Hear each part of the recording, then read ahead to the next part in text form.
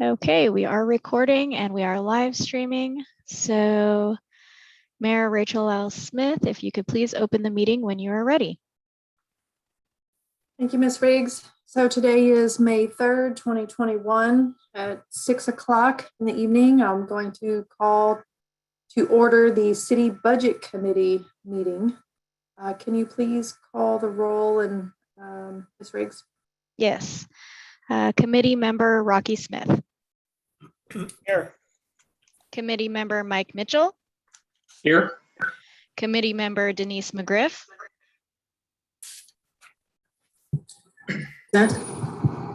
Committee member Kyle Arnhart. Here. Committee member Timothy Christopher. Here. Committee member Frank O'Donnell. Here. Committee member, it's Christina, but I'm going to call her Emma. Emma Lugo. Here. And committee member Adam Marl. Here. Committee member Casey Flesh. Here. Committee member and Mayor Rachel L. Smith. Here. All right, so welcome everybody. It's time to review our big budget document. Hopefully you've had a chance to go through it. The first item that we need to do is elections. And essentially that means we need to elect the chairperson. Does not have to be me. So we can decide whoever we want to chair the budget committee for these meetings, and then we would elect a vice chairperson and then election of the secretary. But I believe just for clarity's sake, Ms. Riggs, you're still taking minutes. So as secretary, you don't have to keep minutes of this meeting. So don't feel like there's pressure with that. That's correct. Commissioner McGriff. Yes, I wanted to move to nominate Commissioner Frank O'Donnell for chair of the Budget Committee. I would like to respectfully decline that nomination. Sorry, you can't decline. Yes, I can. You're being railroaded. No, don't. I would actually nominate Mayor Lyle Smith. I'll second that nomination. All right, we have a motion and a second. The first motion didn't make it, I don't believe, to a second for a withdrawal or decline from the nominee. So therefore, we will take a vote. Are there any other, I should ask first, are there any other nominations? No. Okay, then we're going to do a group vote, not a per person vote. So all in favor of the chair or Mayor Rachel L. Smith being the chair of the budget committee, say aye. Aye. Aye. Aye. Aye. Any opposed? And any abstentions? Okay, seeing none. We will move to the vice chairperson. Ms. Riggs, do you have any comments on the role of the vice chair? I've kind of covered the secretary, but. Yeah, no, the role of the vice chairperson is in case we carry over our budget meetings to any other nights besides tonight. And unfortunately, if the mayor is unable to make it to any of those other meetings, then the vice chair would then run the meeting. Okay, do we have any nominations? I nominate Rocky Smith. Okay. I'll second that motion. Okay, motion was made by Ms. Lugo and then seconded by Mr. Arnhart. And any other nominations? All right, in that case, all in favor of Commissioner Rocky Smith being the vice chair of the budget committee, say aye. Aye. Aye. Aye. Any opposed? Any abstentions? All right, the last office in which we need to nominate a person would be for the secretary position. Ms. Riggs, do you have anything to add other than what I said earlier about I don't know that there are any real duties, but we are required, my understanding is we're required by law in order to do these positions as far as state budget law. So is there a nomination for secretary of the budget committee?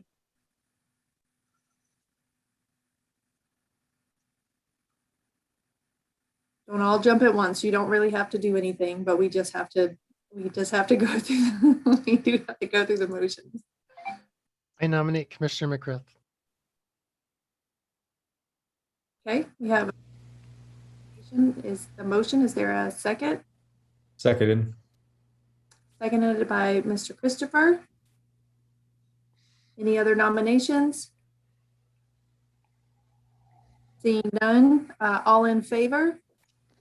Say aye. Aye. Aye. Van. Okay. Any opposed?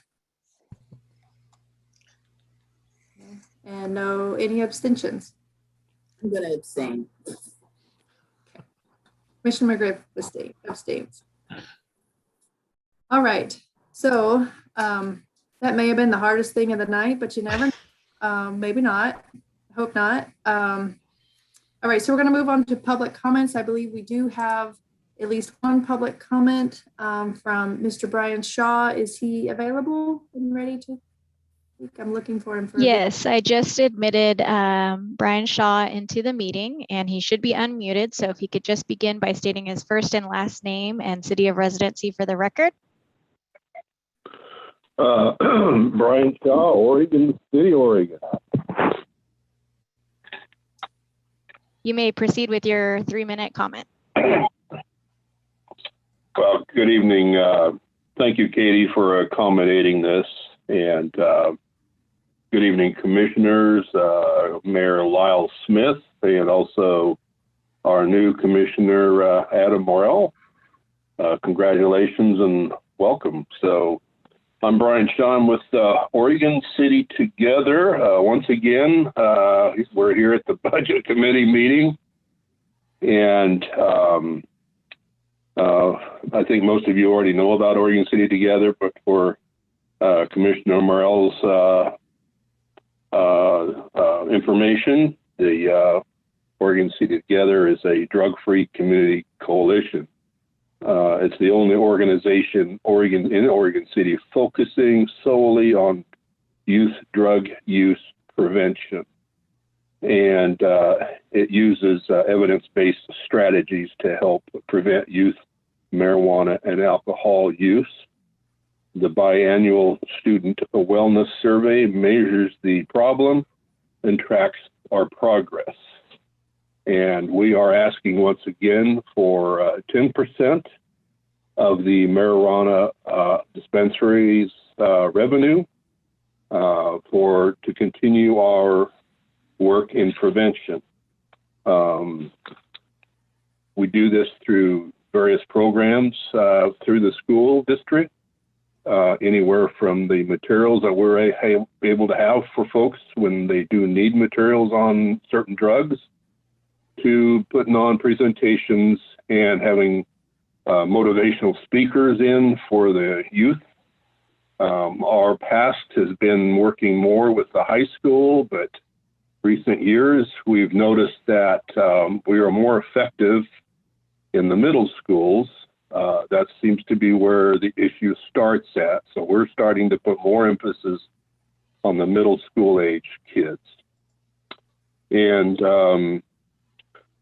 I think we gave you, at our last meeting, you wanted some information on deliverables, which I hope you'll find in the packet that we sent out to you folks. The the request is actually more urgent in that, as you know, we did the state did pass what you're looking at is Measure 110, which if you're caught with 1 or 2 grams of some of the referred to hard drugs, you won't be charged.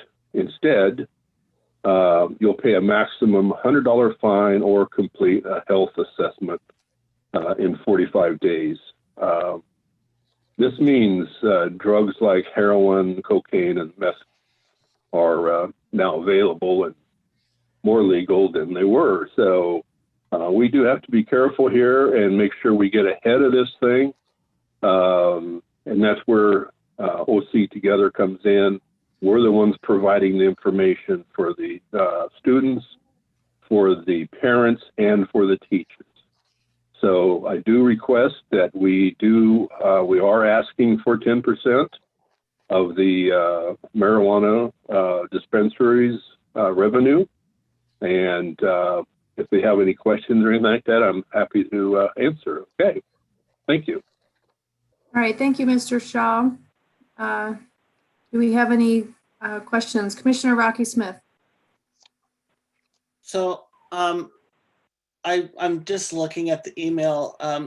Did we get more information in terms of the deliverables or plan? And when did that come? Was that in this latest email? Yeah, it should be in the latest one, Commissioner Smith. It shows a sample of our what our budget is for the year. It should be in the last. I think it's the last thing that's in your packet there. Okay, I haven't looked at it yet. I guess what I'm wondering is, you know, I wish this would have come a long time ago, because I know OC Together has been actively asking for us to do something, but we were kind of waiting on looking at a proposal and a proposal coming on the night of the budget. I don't know how well we're going to be able to kind of tackle that, but I definitely think. Are we planning to have a work session or something maybe to revisit this? Because I know it's been a topic for a while. I think it's an important topic in terms of discussing how some of these funds are utilized. But I know that that's not going to be a topic we have time to discuss through this process probably tonight. Right. Mr. Conkle, I thought at one time we had an item on our work session agenda list, I thought, for talking about maybe policy priorities or something for nonprofits, or right. Is that still, I see Katie shaking her head too. Can you recall, is that still on the list of things for us to discuss as a city commission? It is not. I think that there was discussion about how to go about creating a policy related to asks of funding. And, part of that discussion was, do we set up a grant program? Do we set up criteria? And the direction was that at this point, we're not going to follow through with creating either of those. Yeah, if I recall correctly, I think we landed where we didn't have, we as a city commission body didn't necessarily need to have a grant program or a guidance document. It was essentially a decision of the city commission if we wanted to make it a priority to work with a particular nonprofit or a handful of nonprofits from a policy perspective. Does that sound correct? It does. I think that, yeah, it's in part of the allocation of the resources that the city commission has available to them, similar to, the LOX, DOCA, Downtown Oregon City Association. I mean, those are decisions that were made as part of entering into an agreement for services or being part of a program or a project that was of importance to the city. Yeah. I know I have some questions throughout the budget document regarding discretionary funds, and this may fall into that discussion. So maybe at some point this evening we can talk about where those opportunities are for the city commission to revisit this item when we're thinking about the budget, and maybe that may help address Commissioner Smith's questions. I know I have some notes in my budget document along those lines. Ms. Lugo, do you have a question or comment? Is this something that the city commission could visit at another time besides tonight? Yes, I think so. And I think that would be most appropriate. Commissioner McGriff. Yes, thank you, Mayor Lyle Smith. I think at the last time it came up, I made a couple of comments, and everything that Mr. Conkle and you have indicated is what we did discuss. The concern that I have with it is not that the organization or the mission is not important. It begs the question to me, so we do something for one, then there are opportunities or lack of opportunities for others. And again, I don't think that we can play favorites with this particular thing. And I see a distinct difference between us participating in DOCO or the Willamette Falls Landings and Heritage Area or the Locks Commission or Willamette Falls Trust. That is a little bit different, and how we are interacting with those folks. I do think that when we have an opportunity at the commission's discretion, that we should have a broader discussion about opportunities, or like this particular one. I'm looking at it as an opportunity. Maybe not for us, but maybe there's an opportunity elsewhere that we have not thought of, and I would be willing to bring it back to discuss at another time. But I agree with Ms. Lugo. Tonight might not be the most appropriate venue for that. Thank you. Okay, Mr. Mitchell. Oh, you're muted. Mike, you're muted. Sorry, I'm the first one tonight. I don't know when the right time is to make this comment, but I do agree with what Commissioner McGriff said, that OC Together is a little different, and it's also different in a little bit in a different way, being. And I think I hate to put words in Chief Band's mouth, but he has made this comment to me before, that the biggest concern and the biggest issue, at least at the time we spoke, related to marijuana businesses, is what that was doing to our young people and their perceived acceptance or perception that marijuana is not a big deal because I can buy it in whatever it is, 7 or 8 different places in Oregon City. So it seems pretty logical to me that since the city is benefiting from tax revenue from those businesses, and the fact that we have those businesses is generating an issue for us in our community, that it makes sense to put aside some portion of that money for prevention. And I don't know if that was the right place to make that comment, but anyway. Thank you, Mr. Mitchell. I will say that the comments from Commissioner McGriff was exactly the same thing that I was thinking when we initially put the item on the work session list, was that I kind of felt like, well, if we're handing money out to one organization, we should be considering other organizations. And how are we deciding who we give? There's a number of nonprofits in our community. So how are we deciding who we give money to? And then as I stated earlier, we ended up deciding that we as a city commission could decide what our priorities are for the biennium, and therefore we could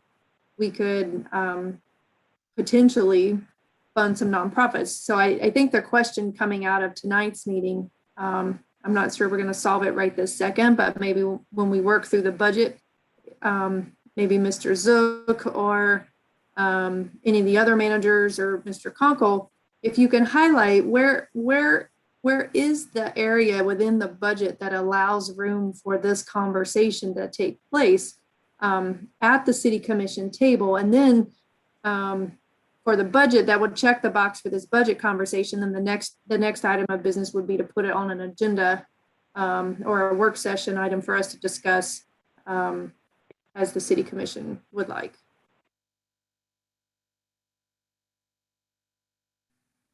All right. Thank you, Mr. Shaw, for providing public comment. Can I respond a little bit there, Mayor Lyle Smith? If you can make it really quickly, like 1 minute. Okay. Let's keep in mind that the city commission a few years ago, put this to the vote of the people, whether they wanted dispensaries in their city. And that was a yes vote out of, I think, 6 things that were on the ballot. That's the only thing that passed, was that we did want dispensaries. So we are reacting to what the city basically did. So I just want to make sure that we are keeping our youth in mind here. These are our future leaders. And this is number 4th go around for me coming to the commission for this. And I hope that we take it kind of seriously, because I hate to take up your time like this myself, but this is how important I feel about this. So, okay, thank you. All right, thank you, Mr. Shaw. Right, so I believe, Katie, there are no other public comments, correct? That is correct. Nobody else has registered to speak.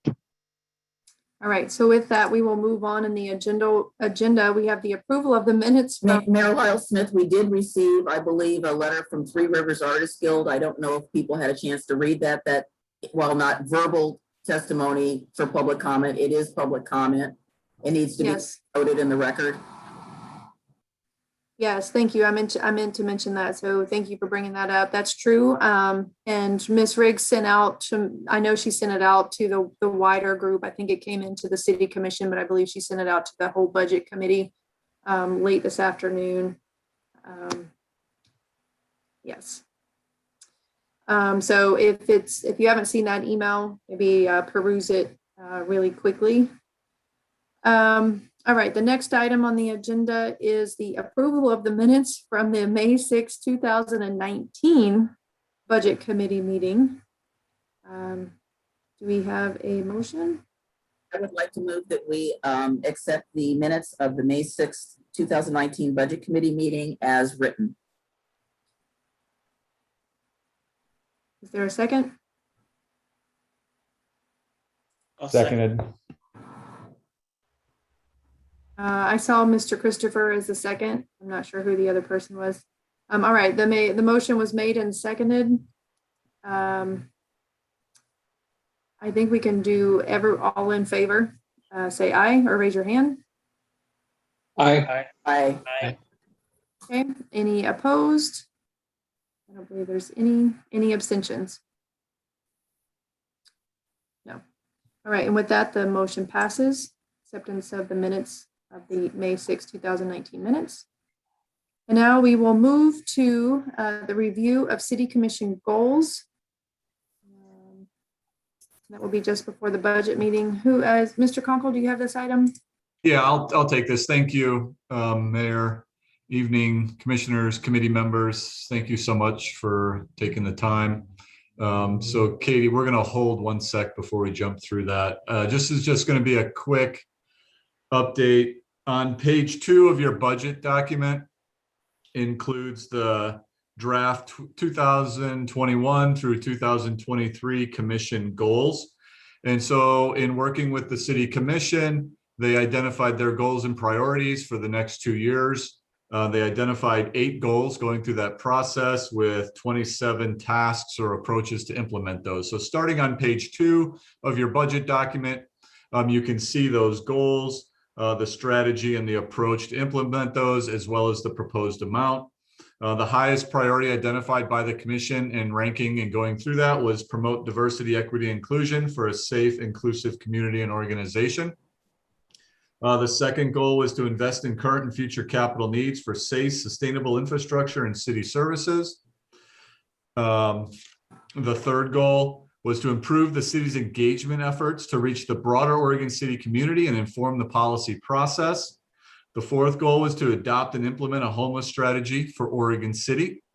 The fifth goal was to promote tourism and support economic development to foster community sustainability. Number 6 was to support diverse housing options in Oregon City. And 7 was to support improvements and partnerships that contribute to our hometown feel and showcase Oregon City's unique community identity. And the 8th one was to protect and preserve our environment, health, and natural resources. So there were multiple meetings with the city commissioners and staff and a facilitator to try and define, identify, and these goals, as well as the strategies and tasks or approaches to implement them. So we took that guidance from the commission and we incorporated those into the budget that you see tonight. So as we go through, we'll be revisiting these, and as you get into specific departments that are responsible for implementing whatever goal or strategy or task that is, you'll see that incorporated into their budget as we move through. So really, this was just meant to be a high level introduction to the goals that were, in addition to our core services, part of the driver of the budget that you see before you tonight. All right, thank you, Mr. Conkle. All right, so for folks that are on the committee, we are using generally we use the raise hand within Zoom. As you can see, one that I just raised, you should be able to find it down at the bottom in the reactions, and then you can lower your hand. You can do that. I'm generally trying to look at the videos so you can wave if I don't see you, but I guess from a process question, I just want to really quickly, Mr. Conkle, it sounds like we're going to have a budget message from probably Mr. Zook, I presume. Is that correct? That'll be from me. Yes. Or that's from you. Okay. Yep. And then the next item, the review the budget, is that going to go through each one of the tabs of our budget binder? Correct. We'll hit the major funds. Yes. Okay. And then, so if folks have questions or things that you've marked in your budget binder, they may be saved most appropriately for when we review the budget section by section. Does that sound like the best? That's what we are proposing. It seems to work. You know, give me the opportunity to present the overall budget message for the entire budget, and then we'll dive into each of those funds individually, where we can address, you know, the specifics of what's proposed in them. Okay. That sounds good. I just kind of want to make sure we were all on the same page. It's a new committee. We have some new folks, and it's been 2 years since I've done this, and that was my first one 2 years ago. We should have ample time for questions, hopefully, for folks to get their questions answered. So with that, we'll move to item 6 on the agenda, which is the budget message from the budget officer. And now I know it's Mr. Conkle. Thank you. So once again, good evening, everyone. First off, I just really want to say thank you. It's a big ask to walk through this budget, especially when we're on a 2-year budget cycle. It takes a lot of time, a lot of energy. So thank you very much for volunteering to be a part of this process. It's an important part of our budget preparation and eventual adoption. So I really, really do appreciate you being here tonight and taking the time to help us through this. I'm very excited to present the proposed 2021-2023 biennial budget for the City of Oregon City. I look forward to working with you tonight, as well as my staff, to help get to the next steps in approving this budget. Oregon budget law requires that I present the budget message prior to deliberation or discussion on the budget. I'm going to present the message in full and then present the individual funds budgets and ask for questions and comments as we go through each section.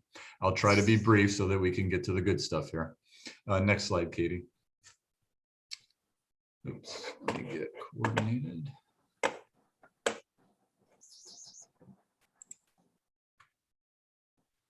So as Mayor Lyle Smith was referencing, I'll present the budget message, given the introduction, the overview, the major highlights that are within this budget, the goals and the major funds. And then we'll move into the budget discussion, and we'll work through the general fund, the library, community development, public works, and then the other funds that are in there as well. Go ahead, Katie. The proposed budget is balanced as required by law, meaning resources equal requirements, and the budget is prepared in accordance with Oregon budget law.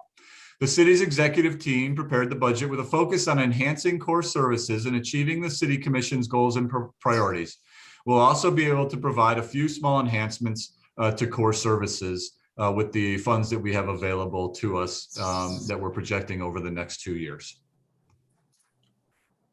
The proposed budget is for the period of July 1, 2021 through June 30th, 2023, and is approximately $235.2 million. The budget is designed, as I said earlier, to enhance core services provided for the community members of Oregon City, such as police protection, parks and recreation, community planning and safe buildings, maintenance of streets and infrastructure, and enhancing the economic development opportunities we see here. The budget also includes the goals and priorities that have identified by the commission, which we were just reviewing. There are two types of fundings available to provide core services and accomplish commission goals and priorities: discretionary and dedicated. Discretionary revenues can be used for general purposes and are typically accounted for in the city's general fund. Dedicated funds make up the vast majority of the city's budget and include resources that are legally or contractually restricted for specific uses. The table above provides a breakdown of the allocation of discretionary and dedicated resources for the entire city budget. As shown, approximately 72% of the budget is restricted based on legal or contractual obligations. The remaining discretionary resources are available to fund police, parks, and general government services. The total budget is balanced at $235.2 million with a tax rate of $4.409 per 1,000 of assessed value, the same rate as the previous two biennia. The tax rate remains well below the maximum allowed rate of $5.0571 per 1,000 of assessed value. The lower rate saves the average homeowner about $160 annually based on an assessed value of $250,000, or $293 annually based on an assessed value of $450,000.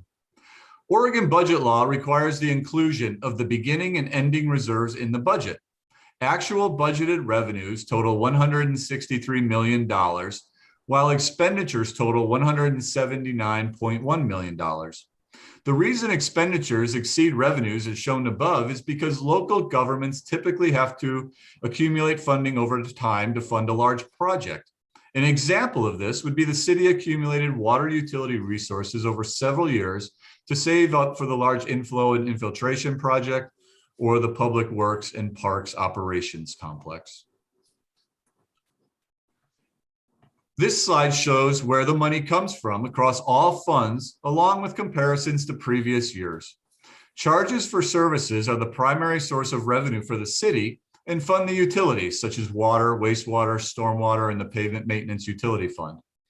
Property taxes are the next largest revenue source and primarily fund police, park services, and general government services.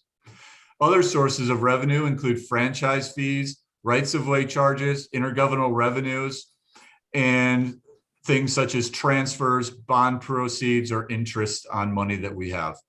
This slide shows a relatively consistent and stable revenue environment. This chart shows the expenditures.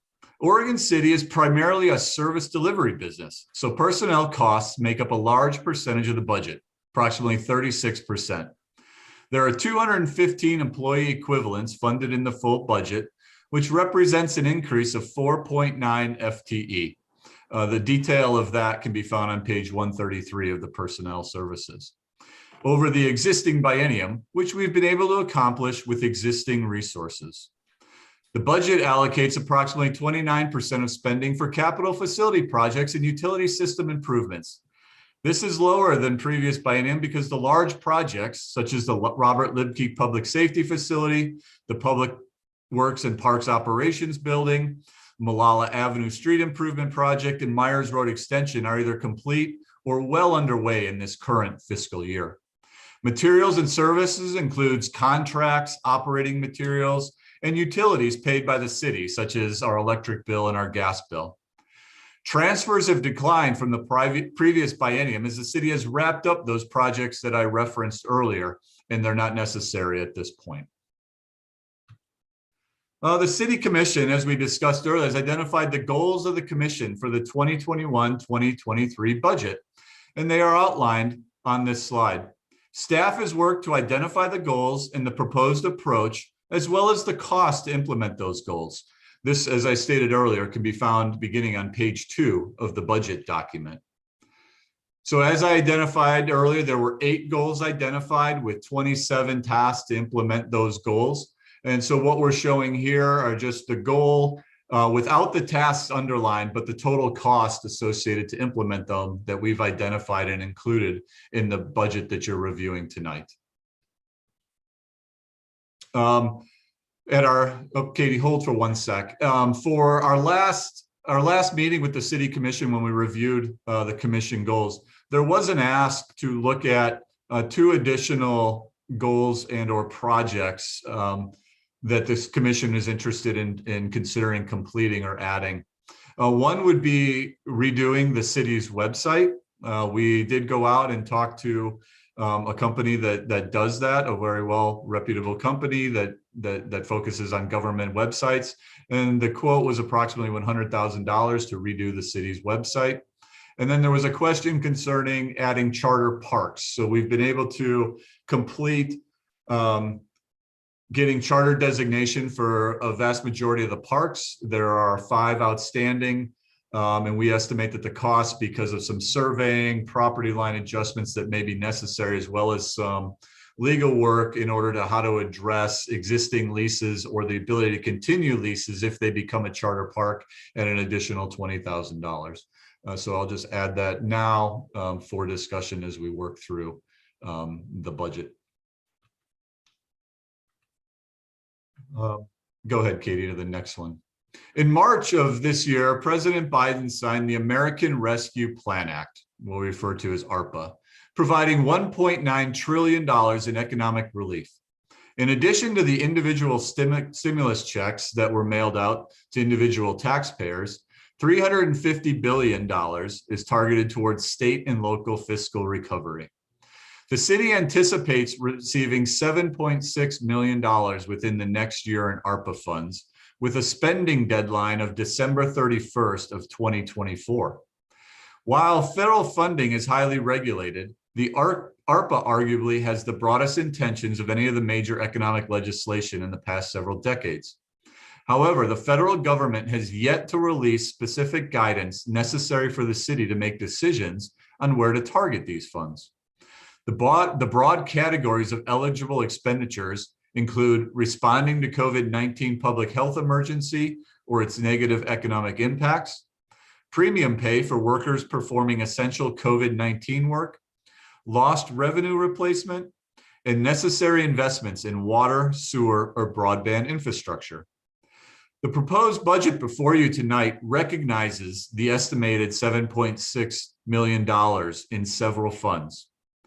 In the general fund, $75,000 is allocated for tourism as recognition of lost transient room tax revenue that we can demonstrate. $200,000 has been identified for determining how to increase community broadband. And $1.4 million is located in contingency and will be allocated in the future once clear guidance is released from the federal government on the recognition of what constitutes lost general fund revenue. In the transportation fund, $330,000 is allocated to contingency in recognition of lost gas tax revenue. In the water fund, $5.6 million is allocated to contingency to offset water capital projects. The city has the flexibility to adjust the budget as necessary as more information is available outlining the eligibility and application of the funds from the federal government. And I just want to clarify that why it's so important that we have clear guidance is that that guidance will become the rules that we have to comply with when we do the audit of this budget cycle, as well as how those funds were appropriated in the future. So the last thing that we want to do is end up in a situation where we've spent revenue thinking that it was compliant, and then have the federal government during an audit say that can't be used for that, and that there's some sort of a payback.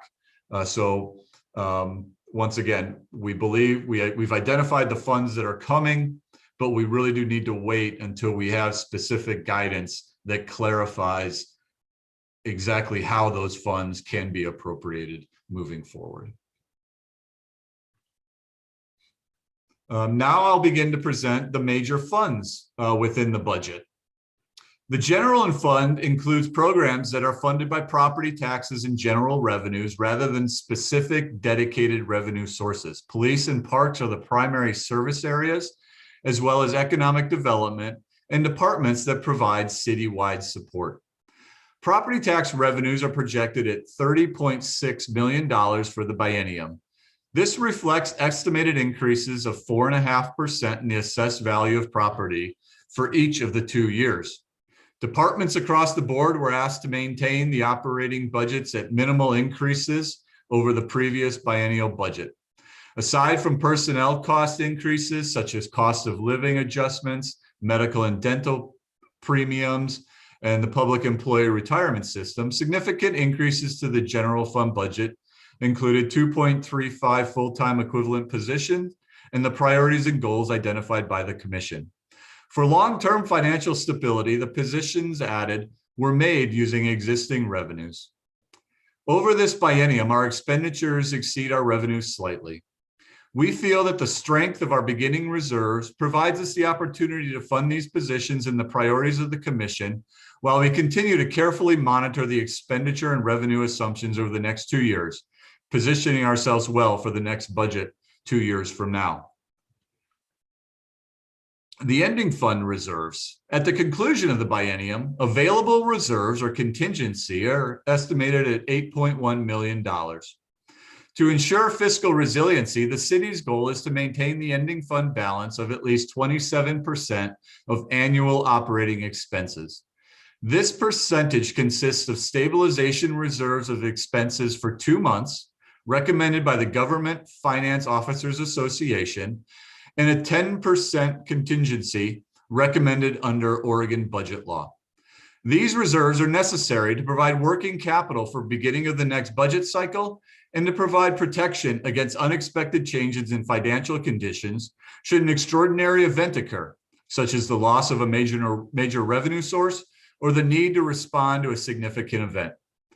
General fund reserves are particularly important to municipalities in Oregon because of limitations on the ability to increase tax revenues. Strong reserves also help to maintain the city's strong credit rating, significantly lowering the cost of borrowing. An additional $1.3 million has been reserved for future expenditures that include dedicated resources for the city's tourism program, from parks donations, and for community enhancement grants, which is in partnership with Metro. I'll talk a little bit right now about the marijuana revenues that we do receive. Mr. Shaw did talk about Measure 110. The Drug Decriminalization and Addiction Treatment Initiative was a ballot measure in Oregon and was instituted and an instituted state statute that became effective November 3rd, 2020. So what that did was it reduced the amount of state shared revenue generated from marijuana taxes that the city received. It was approximately a 75% reduction in the state revenue. So our proposed budget reflects this reduction. We've identified revenues of approximately $450,000 in each year of the biennium for a total of $900,000. We anticipate the local share to represent approximately $800,000 and the state share portion to represent approximately $100,000. These funds are general fund revenues. They are not dedicated in any way or reserved. Historically, what the city did was as we received that new revenue source, the commission invested in a homeless liaison officer, which we continue to have. And then we put additional capital into the deferred maintenance program. And then recently, we've also hired a mental health specialist position into that does deal with mental health crises, which often overlap into drug addiction, alcohol addiction, substance abuse type situations. So a 10% ask would obviously be $45,000 a year, as identified. So currently we've budgeted about $450,000 is what we estimate the marijuana revenue to be per year. Putting together the homeless liaison officer, the behavioral health specialist, some money that was set aside for the homeless program. And then in this budget, we included money for parks, about $180,000 per year. So in the second year of this budget, that adds up to a little over $500,000 versus the $450,000 that the marijuana revenue generates estimated per year. Obviously, that's our best guess based on the data that we've seen and the trends that we've seen. This is a relatively new revenue source coming into the city. And I think a couple months back, talked a little bit to the commission just about the increase that we'd seen in sales. And I don't know how much of that's related to COVID and how much that reduces as we get back into the workplace. This will be a continuing trying to right size what that estimate is moving forward, but we believe that we're relatively close. Okay, Katie. So the library continues to provide exceptional service to the Oregon City community while navigating the challenges of the pandemic. The library fund is budgeted at $9.5 million for the biennium.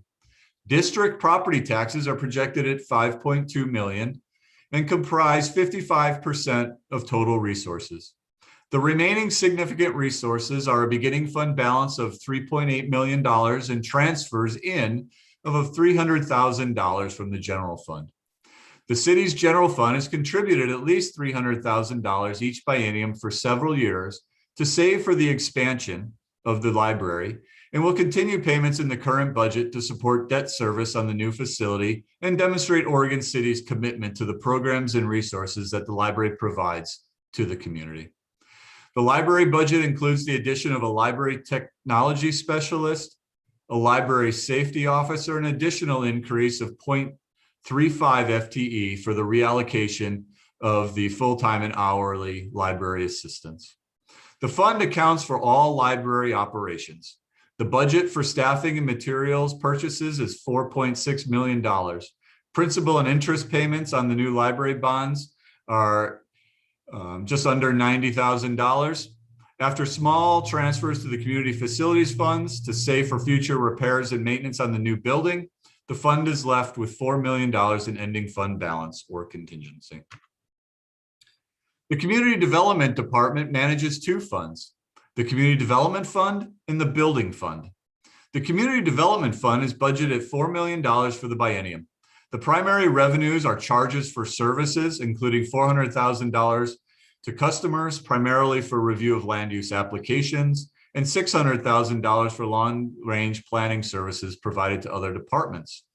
Transfers in from the general fund are $600,000 to support the planning division and the services they provide to the community. Pass-through revenues and expenditures total $1.2 million. The city collects the school excise taxes on behalf of the Oregon City school districts and remits those funds to the district for construction of school facilities. The planning budget is $2.8 million after subtracting pass-through payments. The special programs budget has been increased to address tree replacement throughout the city from the damage caused by the February 2021 ice storm. The building fund total budget is $9.2 million.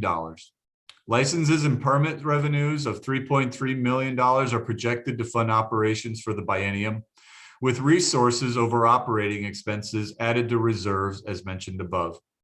Pass-through revenues of $400,000 include state surcharge and metro construction excise tax monies that are collected and remitted to those agencies.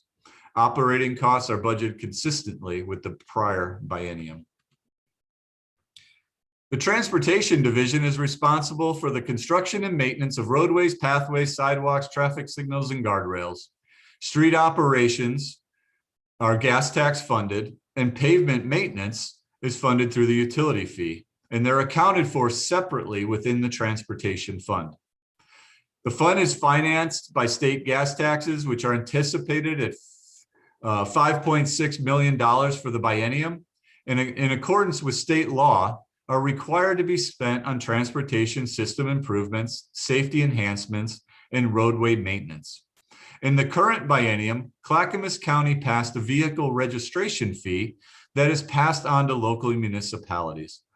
The budget for the next biennium includes $1.3 million for these fees. Transportation also collects revenues estimated at $5.8 million from the pavement maintenance utility fee. That revenue is restricted for use in accordance with the city's annual pavement maintenance plan. The total budget of $17.8 million includes $7 million for transportation operations and maintenance, $1 million to complete the Malala Avenue project, which was funded in part by a $3.8 million grant, and $5.5 million for citywide roadway construction projects. Other important capital and projects include a roundabout at the intersection of Lynn, Leland, and Warner Milne, and various pedestrian safety projects. Additionally, transfers of $300,000 will be made for construction at the new Public Works and Parks Operations Center, along with $600,000 for fleet replacement reserves. Other information on citywide roadway construction include Main Street from 10th to 15th, about $500,000. Beaver Creek Road, First Street to 213, $250,000. And then the remaining $4.5 million are normal annual roadway reconstruction projects. The Water Division maintains and distributes the city's potable water supply and protects public health by closely monitoring the distribution system and complying with all safe drinking water standards. Division activities are accounted for in this fund. The fund is budgeted at $28.2 million for the biennium. Water utility charges are projected to be $15.3 million, and the city plans to spend down about $2.4 million to complete improvements to the Henrici Reservoir for safety upgrades and much needed improvements. Water rates are budgeted at current levels with inflationary increases of 3%. Operating expenses are consistent with the prior biennium, including $3.9 million for the purchase of treated water from South Fork Water Board, the partnership jointly owned by Oregon City and West Lynn. Additional funds are budgeted for engineering, patching and paving, leak detection, and emergency repairs. The Wastewater Division is responsible for the operation, maintenance, and improvement of the city's sanitary sewer collection system. Division activities are accounted for in this separate fund. This fund is projected to receive $13.2 million in utility revenue for the biennium. This includes inflation-only rate increases not to exceed 3% each year. The fund is budgeted to collect $11.1 million in pass-through charges as well. These funds are collected from customers for the Clackamas County Tri-City Sewer District. The current biennium included funding to kick off the city's infiltration and inflow, or I&I project. The proposed biennium includes $7.1 million to complete many of the I&I renewal and replacement projects recommended in the master plan. The Stormwater Division is responsible for the operations, maintenance, and improvements of the city's system of water runoff conveyance, flood control, and pollution remediation and reduction. The Stormwater Fund is budgeted to receive utility revenue of approximately $6.6 million. Public Works is nearing completion of updates of the Stormwater Master Plan as required by the Oregon Department of Environmental Quality. The plan is designed to meet new permit requirements of stormwater management and is critical to quality streams, river, and groundwater resources. Expenditures are for staffing with contracts to clean and maintain 23 drainage basins, 85 detention ponds, 4,500 catch basins, 26 miles of streams, and 26 underground detention tanks. The catch basins are cleaned annually, and the detention ponds will undergo scheduled maintenance 18 times each year. In addition, capital projects are budgeted for outfall improvements at Barclay Hills Pump Station, Trillium Park Drive, and Holcomb Boulevard, Swan Avenue, and pipe replacement projects for Scatter Canyon, Gaffney Lane, and a few additional smaller areas. System development charges, or SDCs, are collected on new development to fund future capacity increasing projects required to meet the demands of related growth. SDCs fund projects in transportation, water, wastewater, stormwater, and parks, with each utility accounted for separately. The Transportation Division's SDC project funding includes $2.1 million for the construction of a Highway 213 westbound right turn lane. An additional $1 million included for the completion of the Malala Avenue project mentioned in the transportation section above. The Water Division anticipates to utilize revenue and reserves to fund $1.8 million for a parallel transmission water main and $500,000 for the Fairway Downs Reservoir to service the Beaver Creek area. Wastewater Division system development charges includes a budget of $1.5 million in expenditures to complete Malala Avenue, the villages at Beaver Creek Extension, and a few smaller projects. The Stormwater Division does not have any major projects budgeted in the biennium. With limited funding to support stormwater system requirements, an SDC study completed during the current biennium will determine future projects and funding.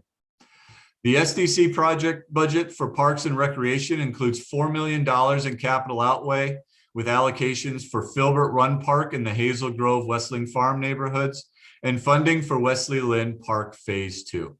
Additional funding has been set aside for potential future land purchases. So that concludes my budget message. And so we'll be able to move into the budget discussion. So in summary, the commission goals and priorities serve as the framework for this budget.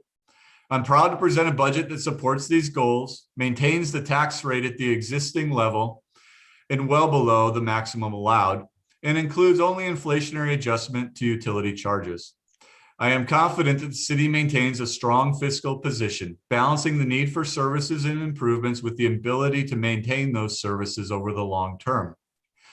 The budget is also prepared, knowing that there are certain expenditures that the city has made in response to the wildfires and ice storm, which have not been incorporated into the budget due to the FEMA process still being determined. In preparing the budget in response to COVID, revenues are estimated conservative, with user fees slightly lower during the first year and returning to normal levels in year 2. So that does conclude my budget message, and we can move on to the budget discussion unless anyone has any questions about what I've presented so far. All right, Commissioner Smith. Tony, before you started the budget message, you mentioned the designation of parks and the city's website. Is that not currently incorporated in the budget and we need to discuss that, or? Correct, yeah, because of the timing of when that ask was made versus where we were in getting the budget books out, and we had to do a little bit of research. We just weren't able to include that into the budget that's before you tonight. Okay. Okay. Yeah, I'm giving that one some thought too.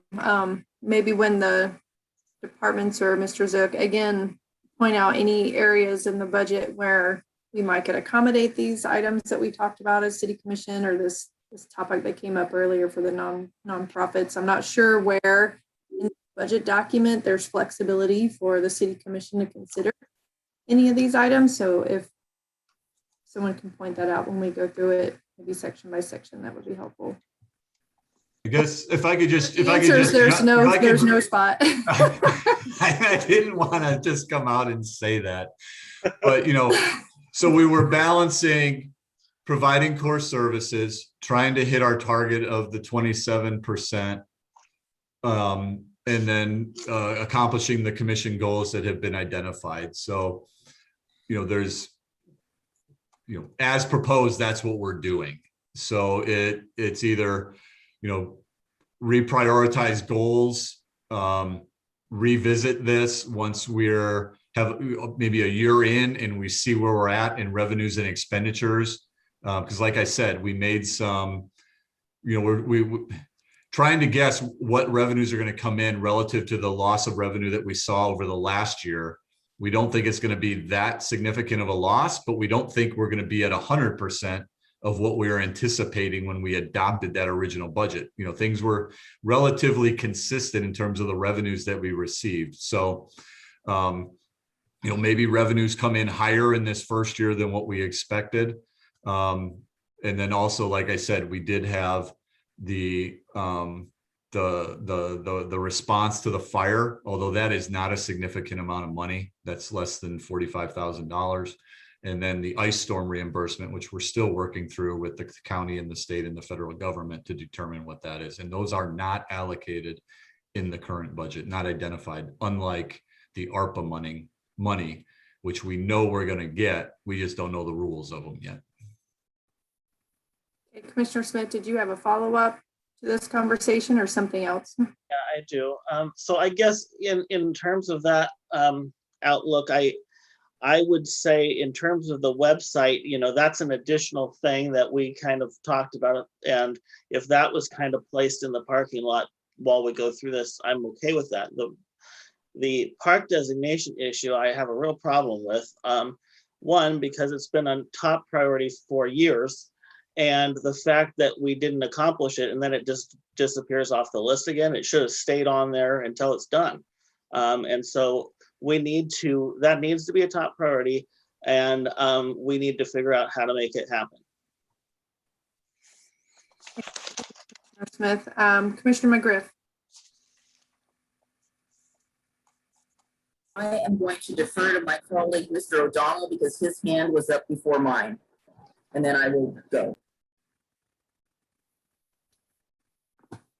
Okay, well, I called on you next because I saw your hand come up first, but can you please go? Commissioner? Yes, I can. Yes, I can. I just was trying to be deferential to my colleague. I guess a couple of the things is that if it's appropriate, since this is Mr. Zook's maiden voyage into the biennium, I was interested in whether he had any insights or comments that he might make that might be helpful to us in addition to those that were made by Mr. Conk.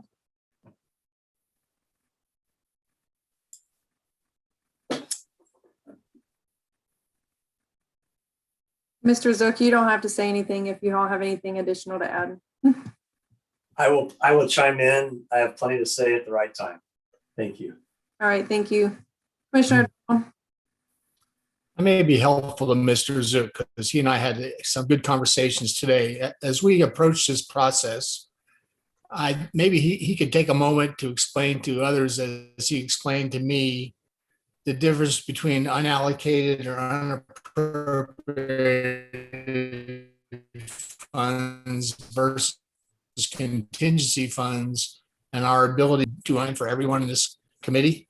You know, some of them can only be used under civil disturbance or natural disasters. Others give us maximum flexibility. And I think that's what we seek in this budget is maximum flexibility. The mayor talked about discretionary funds. I want to talk about flexibility and funds assignment. I look at the reserves number of 24%, which looks like a very big number. And I don't necessarily want to lessen that and assign it to departments, but I want to have the ability to move that money around over the next 2 years as needed. So how we label it under those terms would be important. And again, Mr. Zook can explain that to us. It appears that on just some observations, it looks like from what Mr. Conkle said, the marijuana dispensary revenue has been allocated and then some. I got a number of 500,000 versus 450 taken in. So we can discuss that when the time is right. The American Rescue Plan was interesting.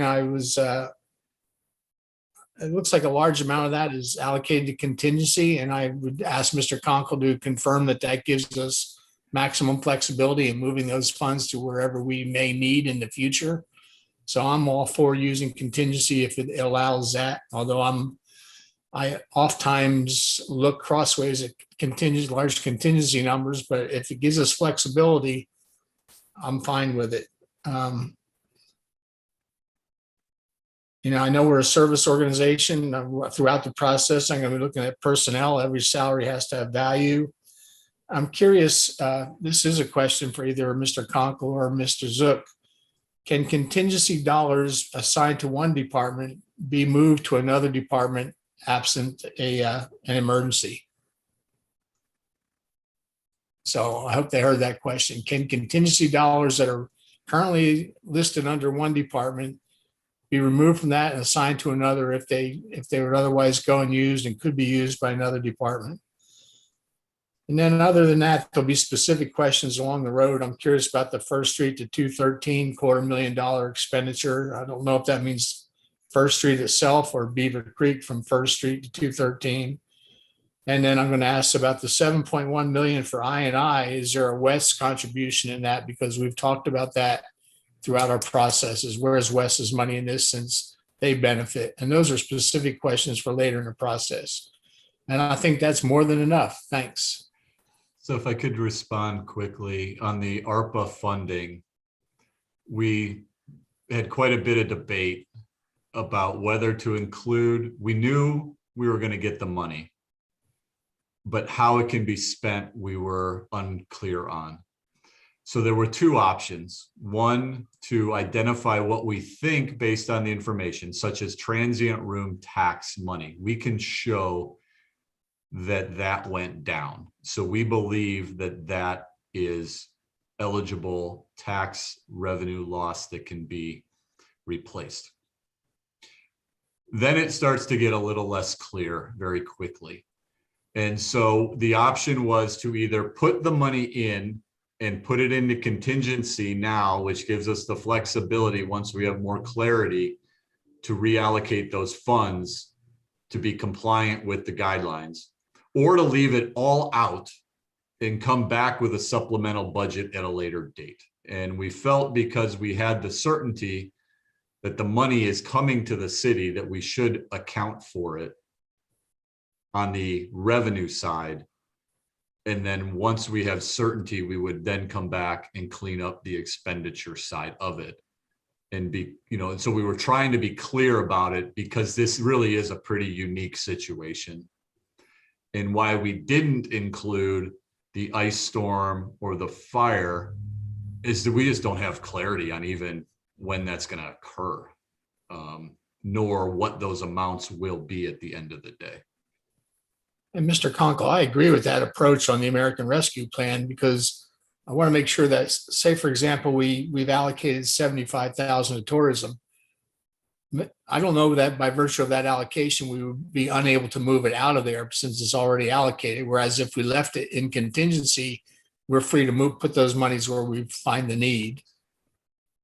And I think part of that was within those American Rescue Plan buckets, there are going to be requirements such as a demonstration of lost tax revenue. Yeah. The only one who can really do that is gas tax and transient room tax. Now, if the guidance is it can be lost revenue, not tax revenue, now all of a sudden you're looking at lost revenue from not having parks programs or traffic or parking, so there's just a lot of uncertainty there. But we tried to put funds in buckets that we seemed were clear ties to the language as we know it today. And other than the American Rescue Plan funding, in our standard budget, I asked the question, when contingency dollars are assigned to one department, are they locked into that department, or could they potentially be moved to another department if they had a need? And I think, Matt, you can back me up a little bit on this one, but it depends. I think we get then into dedicated sources of revenues versus undedicated. So for example, the building department, they have a large ending fund balance, but their funds are also very limited in what they can be used for. So I can't take building fund contingency and build a park, because that's a dedicated funding source. It'd be the same as a system development charge. So it would have to be funds that are general fund in nature. Matt, you agree with that?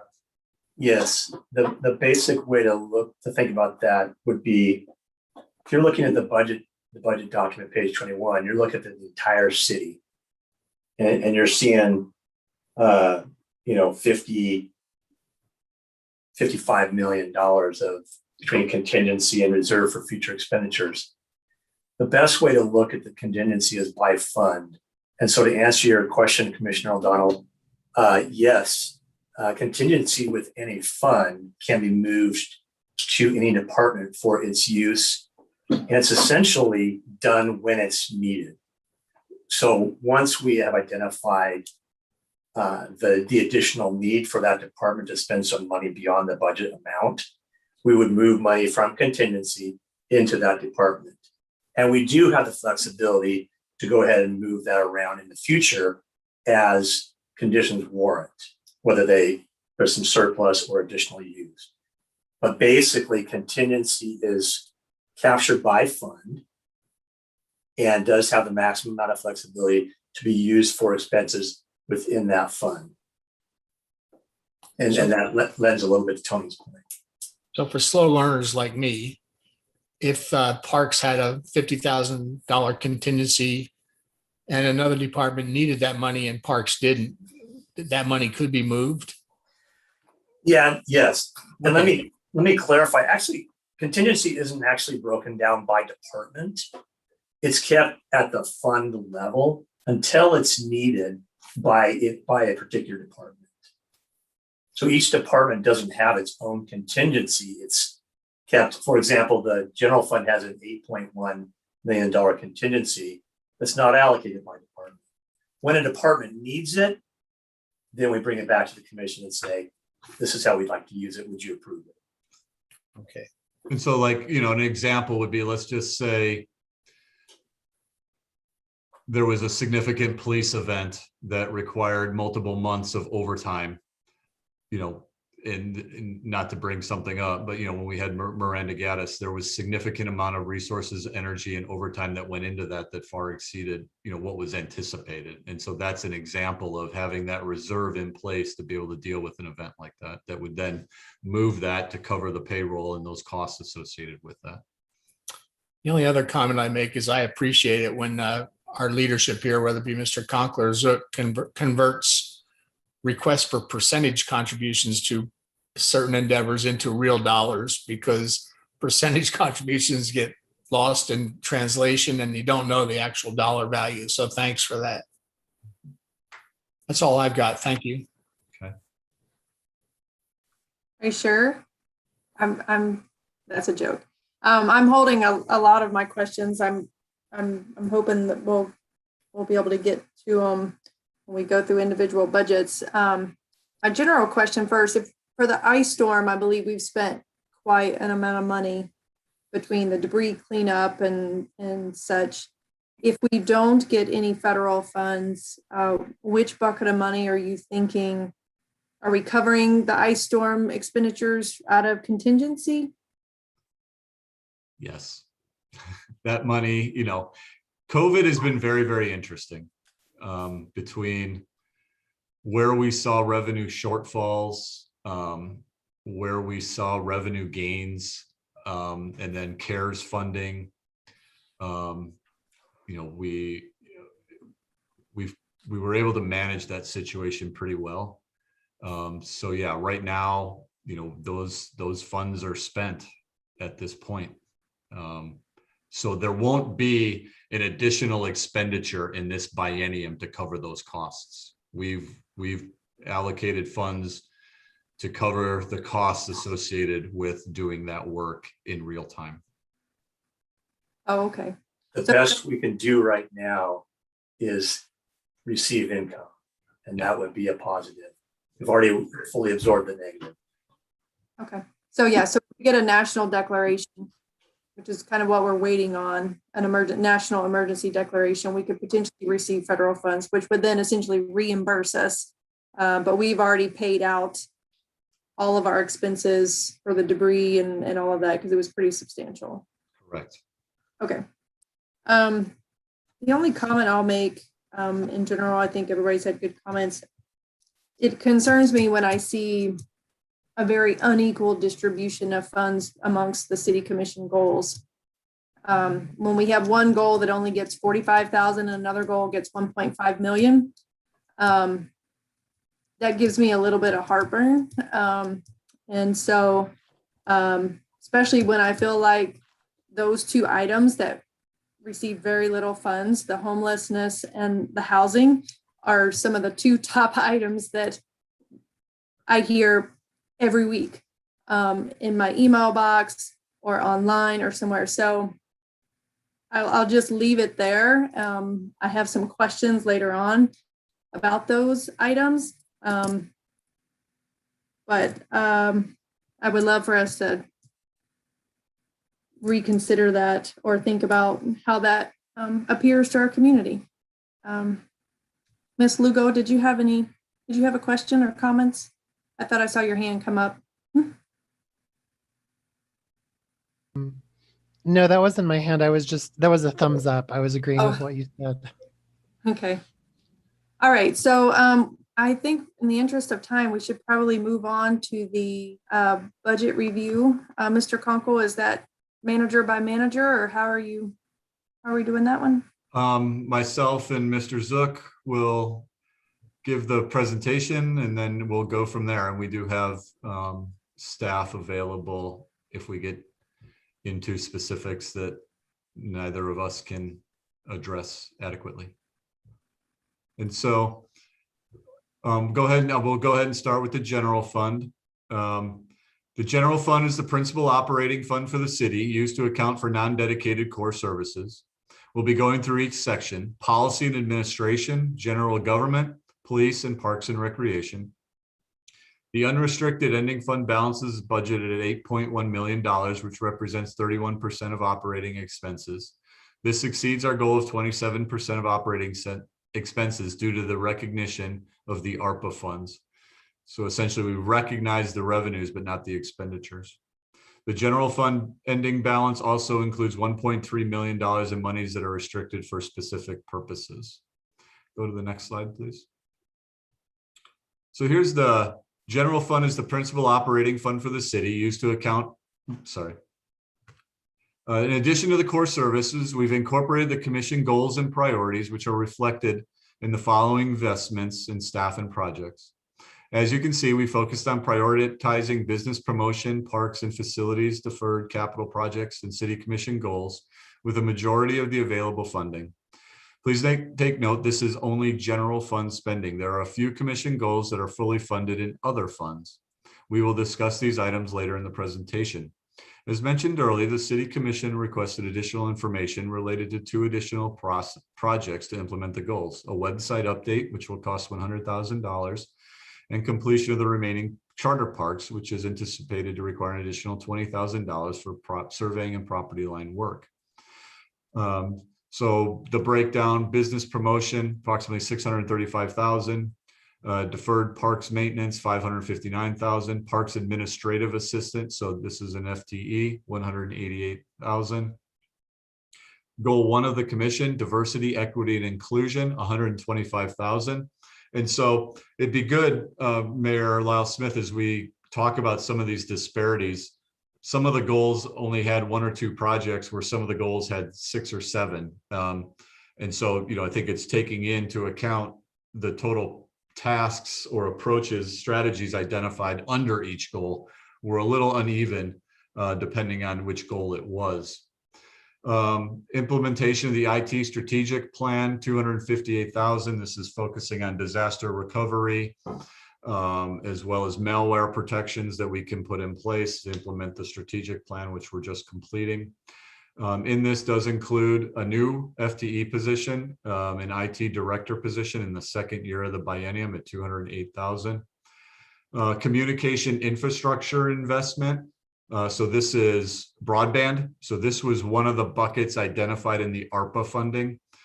So we did include that. And this is one of those areas where we need to get additional clarity.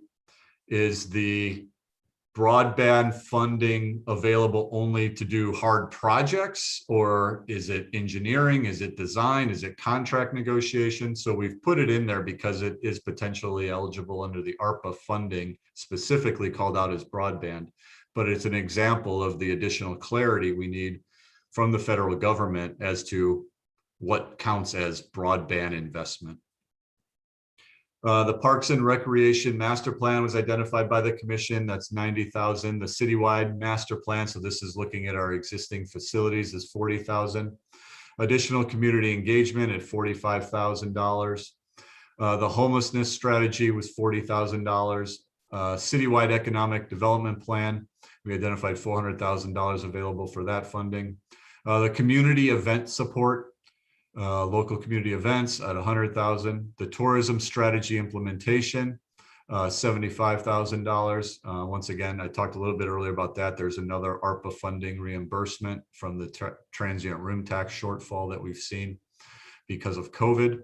An ombudsman program at $40,000. The housing code update was $20,000. Implementation housing strategy was $10,000. The Cayuse 5 Memorial, we've identified necessary $150,000.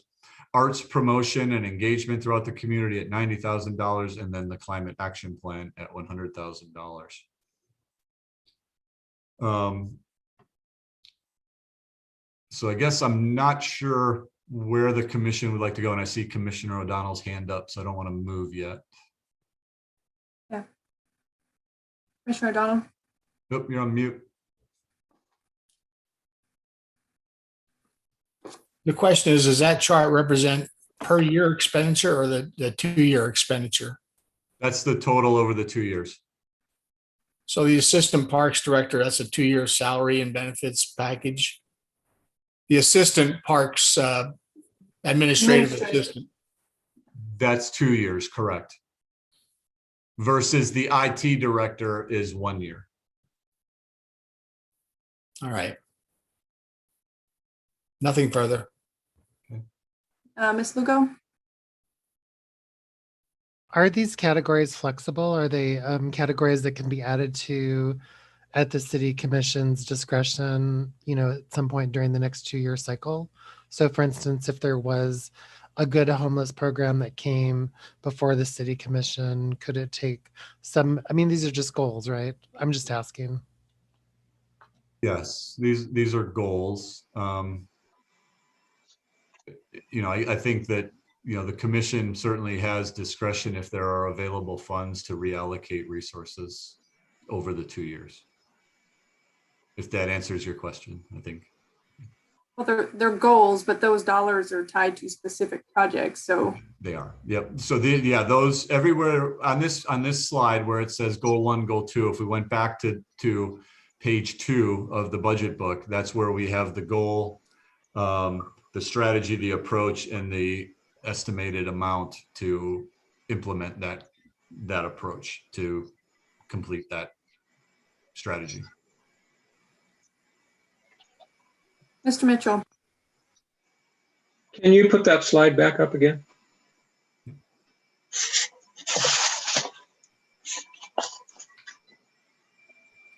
I guess I'm a little confused on the goal pages. The economic development strategy implementation is listed at 400,000, and the tourism strategy at 680.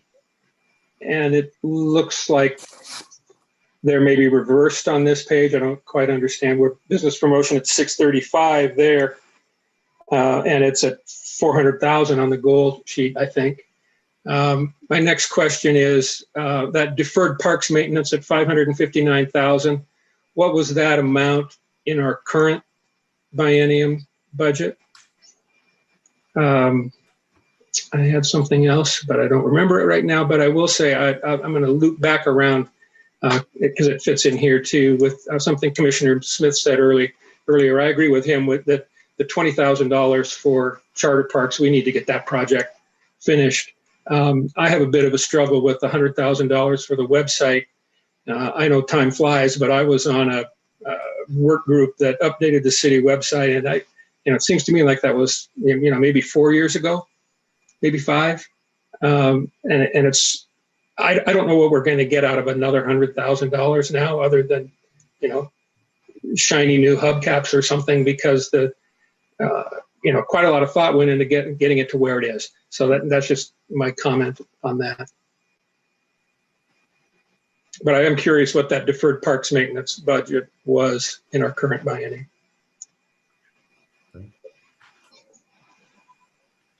It's gonna, Matt, I'm not sure if you have anybody over there working that can Yeah, I'm look into going to that. provide that for for the committee here.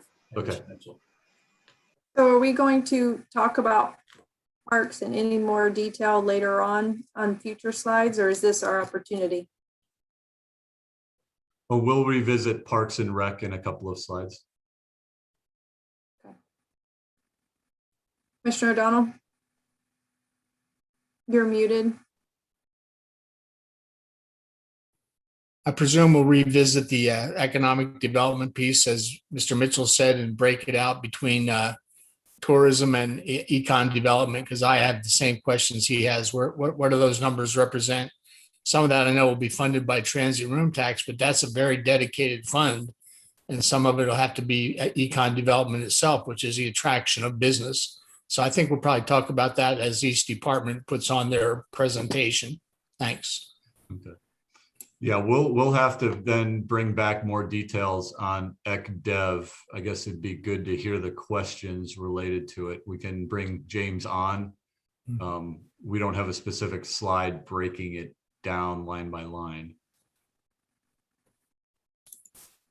Well, I think there was just confusion on how the tourism on the slide, Tony, that you presented had like $40,000 or $70,000 or something like that. And on the goal 5 page, it says implement the tourism strategy, and it says 680,000.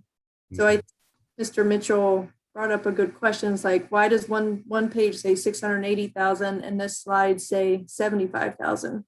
I could answer that if you'd like. Yep. Okay. The 680,000 includes 605, as reflected on the slide that you have in front of you. Note 2. The 680,000 that is a commission goal includes $605,000 that's already in the city's coffers from tourism revenue that has yet to be spent. So those are dedicated funds and need to be spent towards tourism strategy. So it's just coming from an existing dedicated source. Then you add the 75,000 in from the ARPA, which is essentially what we would have had we had a normal year of tourism tax. And so that brings it up to the 680.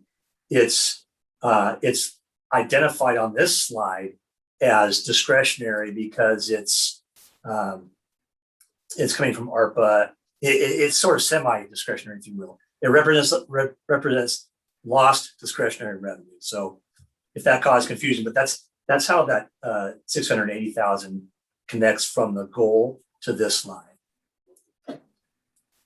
Was that clear? Mr. Mitchell, will that answer your question? Yeah, that helps a lot. So that's money. That's already money that we already have in our piggy bank.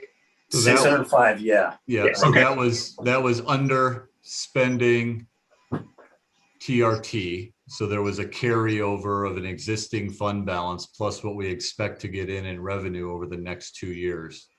Okay, So that helps. Thank you. We were doing the strategy and now it's time to implement. Yep. Okay, Ms. Lugo?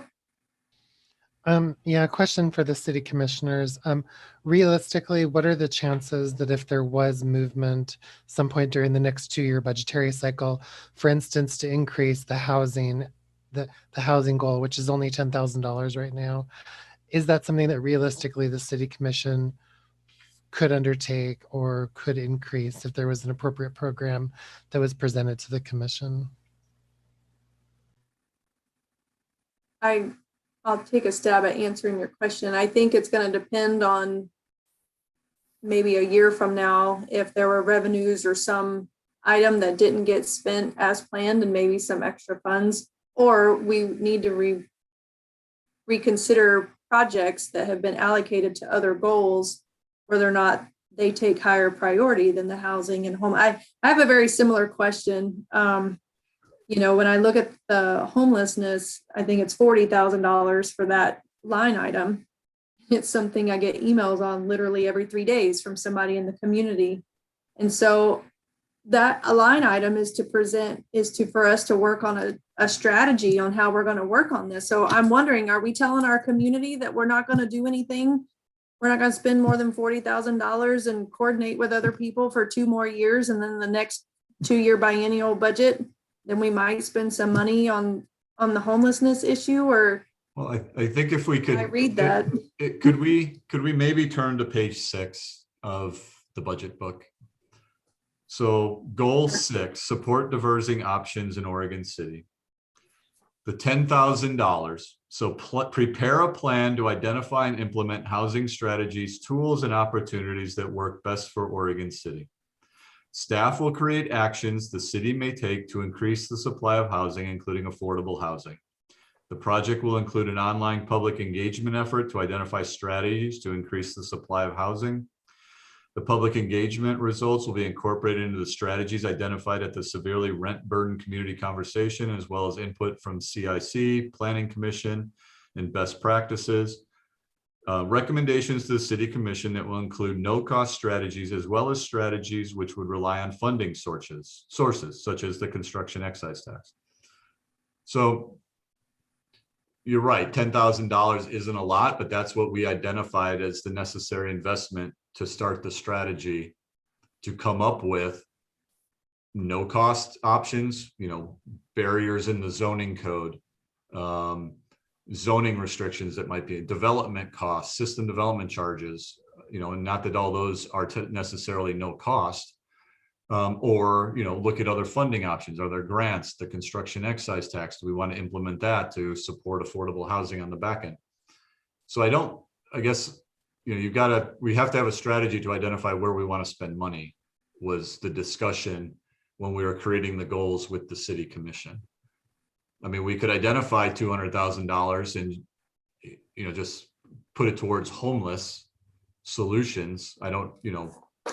And then figure out what that is. So I guess it's which comes first.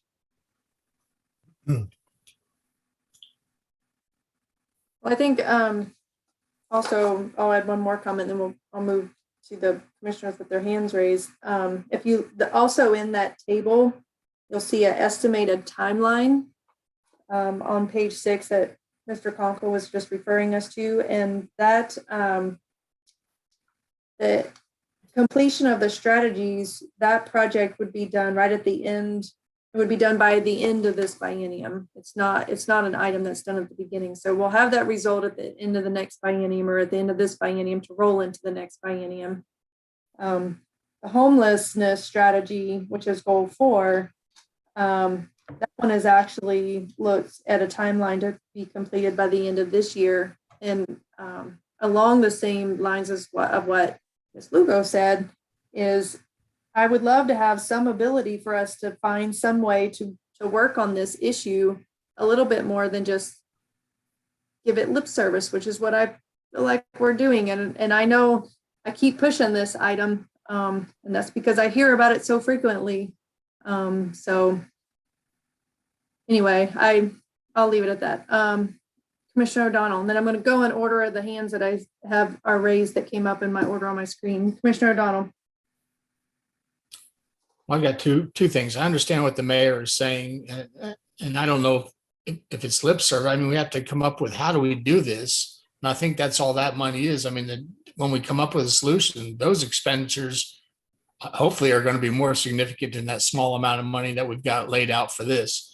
My question and my concern is, when we get to the 2 prongs of economic development and tourism, which are both part of this community's economic success, my concern is that tourism is properly funded by virtue of the transient room tax in excess of $600,000. My concern is, and this is why I asked about flexibility in the budget, the economic development piece, if our economic development department is presented with an opportunity, do they have sufficient funds to pursue that opportunity? And I want to give them the funds, and I want to hold them accountable for the success or failure of those actions. So I'm not sure what exact amount they're being funded per year. It looks like maybe 75,000 or so, which is a paltry amount to conduct economic development. And when I talk about economic development, aside from tourism, I'm talking about attracting major employer possibilities here, not mom and pop things. I'm talking about putting a substantial business here. So my concern is, are they going to be properly funded, and are we going to be flexible enough to do that? So when we consolidate both tourism and econ development, I think you get lost in translation, because one of them is very heavily funded and one appears to be underfunded to me. Thanks.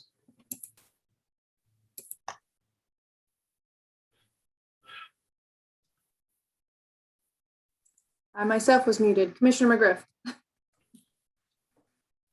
Well, I'm not ready to talk about economic development until we get to that section, but I want to respond to the comments regarding goal number 6. So I am interested in us having a roadmap. I am not interested in us taking money and throwing it against the wall like spaghetti and see if something works. So we need to know where we are going in terms of the strategy. Now, goal 4 and goal 6, and to me, even goal 5, because in order to help facilitate solutions to this issue, we may need to flex some of the, I mean, it's an economic development issue as well, because we're reading about what's going on in Portland. People got tents on the sidewalks and they say it impedes their businesses. So it's all mixed up together. So I don't feel that the $10,000 is reflective. And I get the same emails you get, Rachel. So I'm looking at this from the standpoint of telling people that the reason we have this goal is that we need to figure out what direction we're going to go into so that we can be nimble and be strategic as to how we're going to help resolve this. I mean, we're not going to completely solve this issue, but we're going to take a stab at it. So I'm not concerned about that. And I think, as was already stated, once we have a general idea of where we're going, we can reallocate money to implement what we have come up with. And I think that it is going to take some time. I'd like to see it a little sooner in the cycle, but I understand how Mr. Conkle has allocated the timelines. So if something isn't moving as quickly as we think, we can always adjust and move something else in its place. We have done that before, but I don't see that as an impediment. I see it as giving us a foundation, because people are going to ask, so you developed a strategy, what are you going to do? Right now, I can't tell them what we're going to do, because we haven't figured out what it is that we need or what we are going to do. So I'm explaining it to people that way. That's how I'm talking about goal 6. So goal 4, and you know, the housing thing is complementary to that particular goal. So thank you. Hey, Mr. Christopher. Yeah, thank you, Mayor. So not to flog a dead horse, but I agree with the mayor and Commissioner McGriff, especially about the importance of goals 4 and 6. My question is, in comparing those goals to goal 1, I would say they're all equally important, but one has 3 times the budget, and they're all kind of basically a plan to make a plan, which I get, because we don't want to just throw money hand over fist and have it not do what we want. I'm just wondering, how did we wind up with goal 1 having 3 times the amount as goals, say 4 or 6? What was kind of like the logic there? So goal 4, in dealing with homelessness, we have a homeless liaison officer in place. We have existing, so we're not proposing to cut back the existing services patrol that we do. And Chief Ban can probably jump in here and help a little bit as it relates to goal 4. So they felt, in discussions with the chief, that they could work to document the work that they're doing right now, and essentially use that as a communication tool and identify those areas where there are areas that we can improve, and areas where we're kind of right in line with what we should be doing to address homelessness in this community.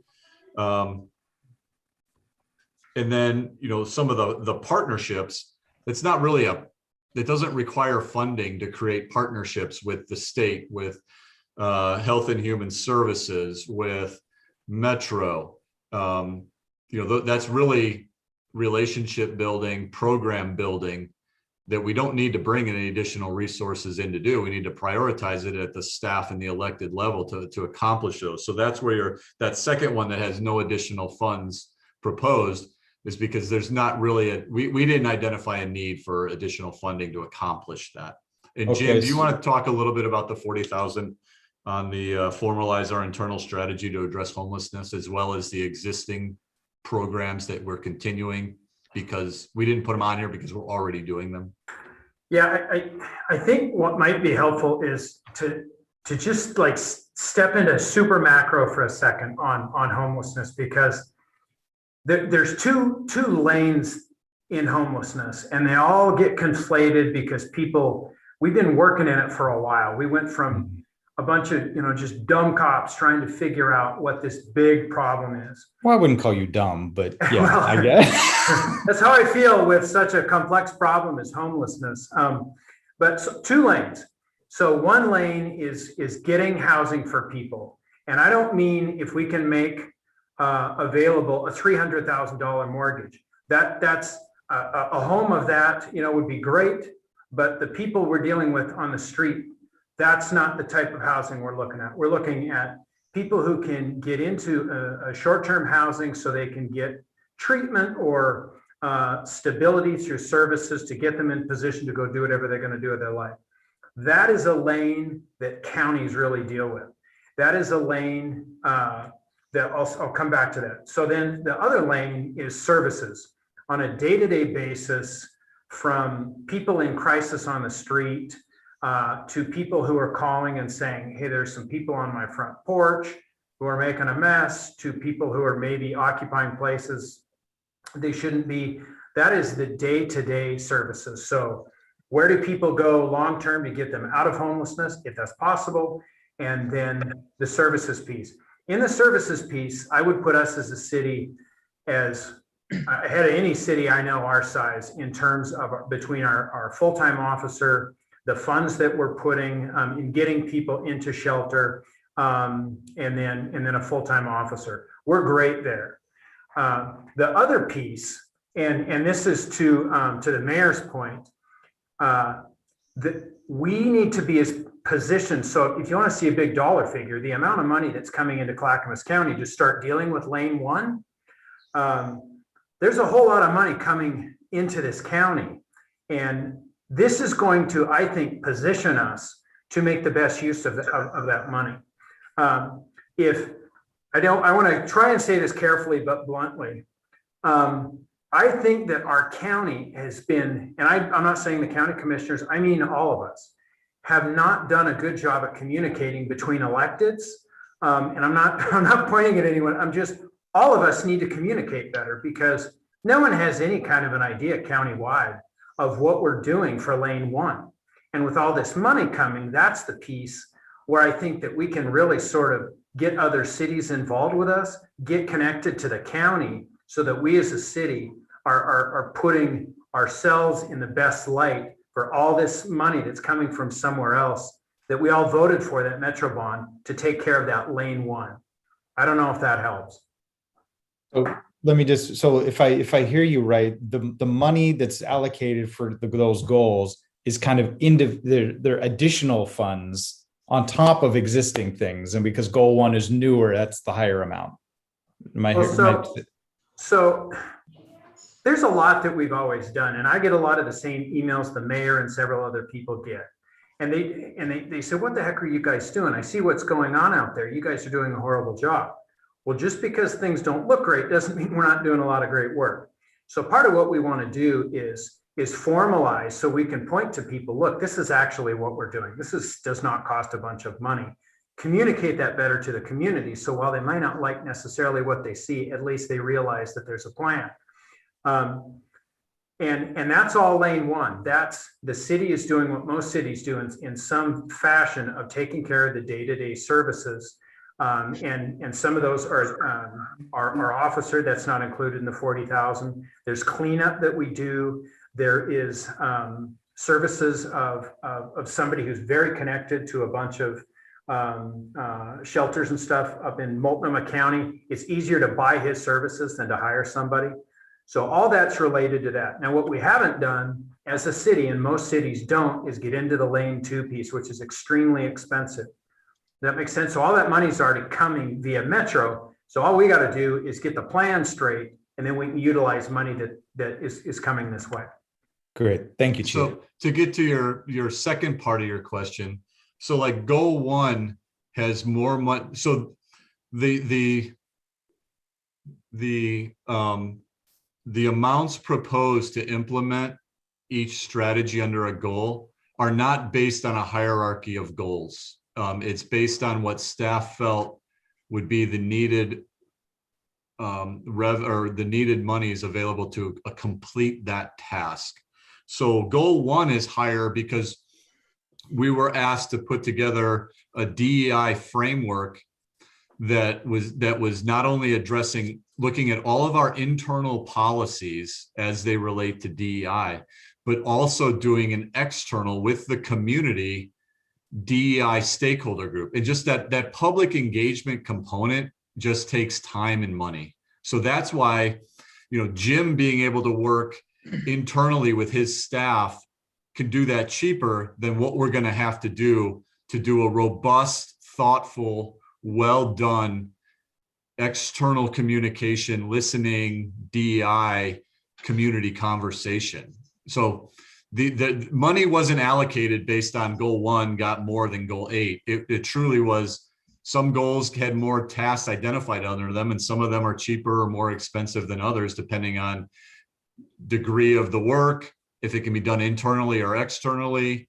So I'm not, if that gets to your question. Yeah, no, that's exactly what I was wondering. Okay. Awesome. Thank you very much. Appreciate that. Mr. Zook, did you have a comment on what we were just talking about or something totally new? No, existing topic.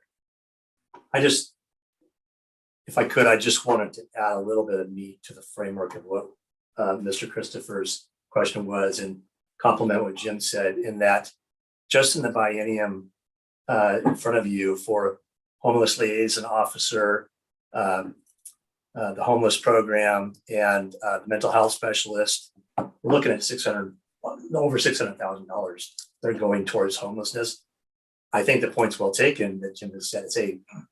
We haven't done a good enough job to let the community know that that's what we're doing. I don't know of another city that has those dedicated resources like Oregon City does. So now we're adding on top of that. We had a conversation about what would be more transparent, 640 or 40, and it sounds like the message didn't come through as clearly as we hoped, but it was just essentially new funds. And with there being a lot of budget committee members new, it certainly needed some education behind it. So I thank you for the question. Okay. Thank you, Mr. Zook. Mr. Flesh, am I saying your last name correct? Is it Flesh? Yeah, thank you. Yeah. Okay. Yes, go ahead. I agree with Griff that just having the goal of getting more money on a line item thrown against the wall and hoping something works. If that strategy worked, then homeless would be solved in Portland and other cities. They spend unreal amounts of money and it just gets worse and worse. So having a thought out plan before you spend all this money that Jim Ban says, it's coming towards the county, let's have a plan. And it's not like we're not doing anything right now. We're not sitting on our hands, but just having money on the line item so you can tell people that, oh yeah, we're spending X amount, that's not solving anything. So I think let's not rush to make sure we have those boxes filled with just throwing more money at it. Also, Mayor commented how it looks to people. We're only spending $40,000 on this, but we know it's more. On a broader level, I'd like to point out how it looks to the community when we're increasing library salaries by 17%, but police salaries by 5%. And I asked Mr. Zook if possible, if he could provide a summary by department of salaries and benefits and the percent change, because I think as a community member, it's interesting to see where the values of the commission are when we see one department with very large increases and one department with relatively small to no increase. So Mr. Zook, do you have any summary that we could look at that shows all the departments on one page and the changes? I guess I would just point out that the library fund is a dedicated funding source that is self-funded. And that historically, I think the last tax increase that we did at the city was 25% that went to hire multiple officers. And currently, you know, we're at the staffing levels that are appropriate. If there was a need, a significant need identified, that's what we go through every year in creating these budgets, as to which department are we going to invest in. And in the police department, we've added a homeless liaison officer, as well as a behavioral health specialist to help with some of these mental health and substance abuse and homelessness issues that we're seeing, which are taking up a significant number of the calls in the police department. Well, with all due respect, Mr. Conkle, that it's not up to you, it's up to this commission and the community at large to decide what the right number is.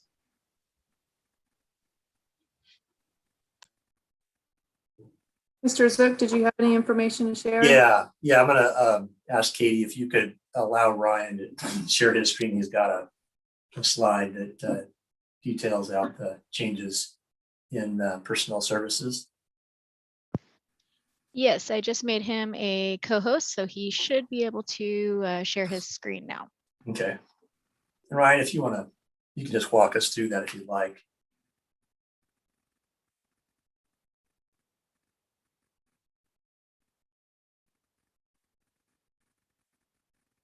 We've been working on stage presence, so just give him a moment. Okay, hopefully you can all see my screen and hear me. Yes, we can. So, you know, what you see in the budget book is unfortunately summarized to some extent. And so the question Casey was mentioning was about the change in personnel, which the budget book does explain the overall change, the 10.11% and the dollars here. What this form here is showing is that change in personnel cost broken down by fund and then by department.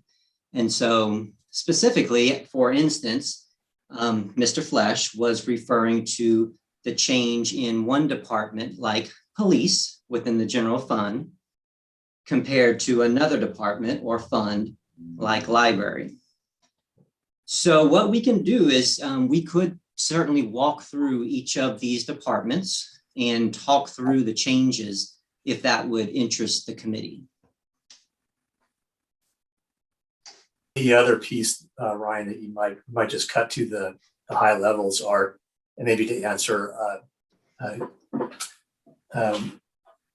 Casey's question was, library has a couple new positions. I think if you look at the FTE count, I believe it went up roughly two FTE, whereas the library doesn't have any. So that's a piece of that percentage increase. There are a few other new positions, like in the information technology GIS, that included a new position in the second year of the biennium.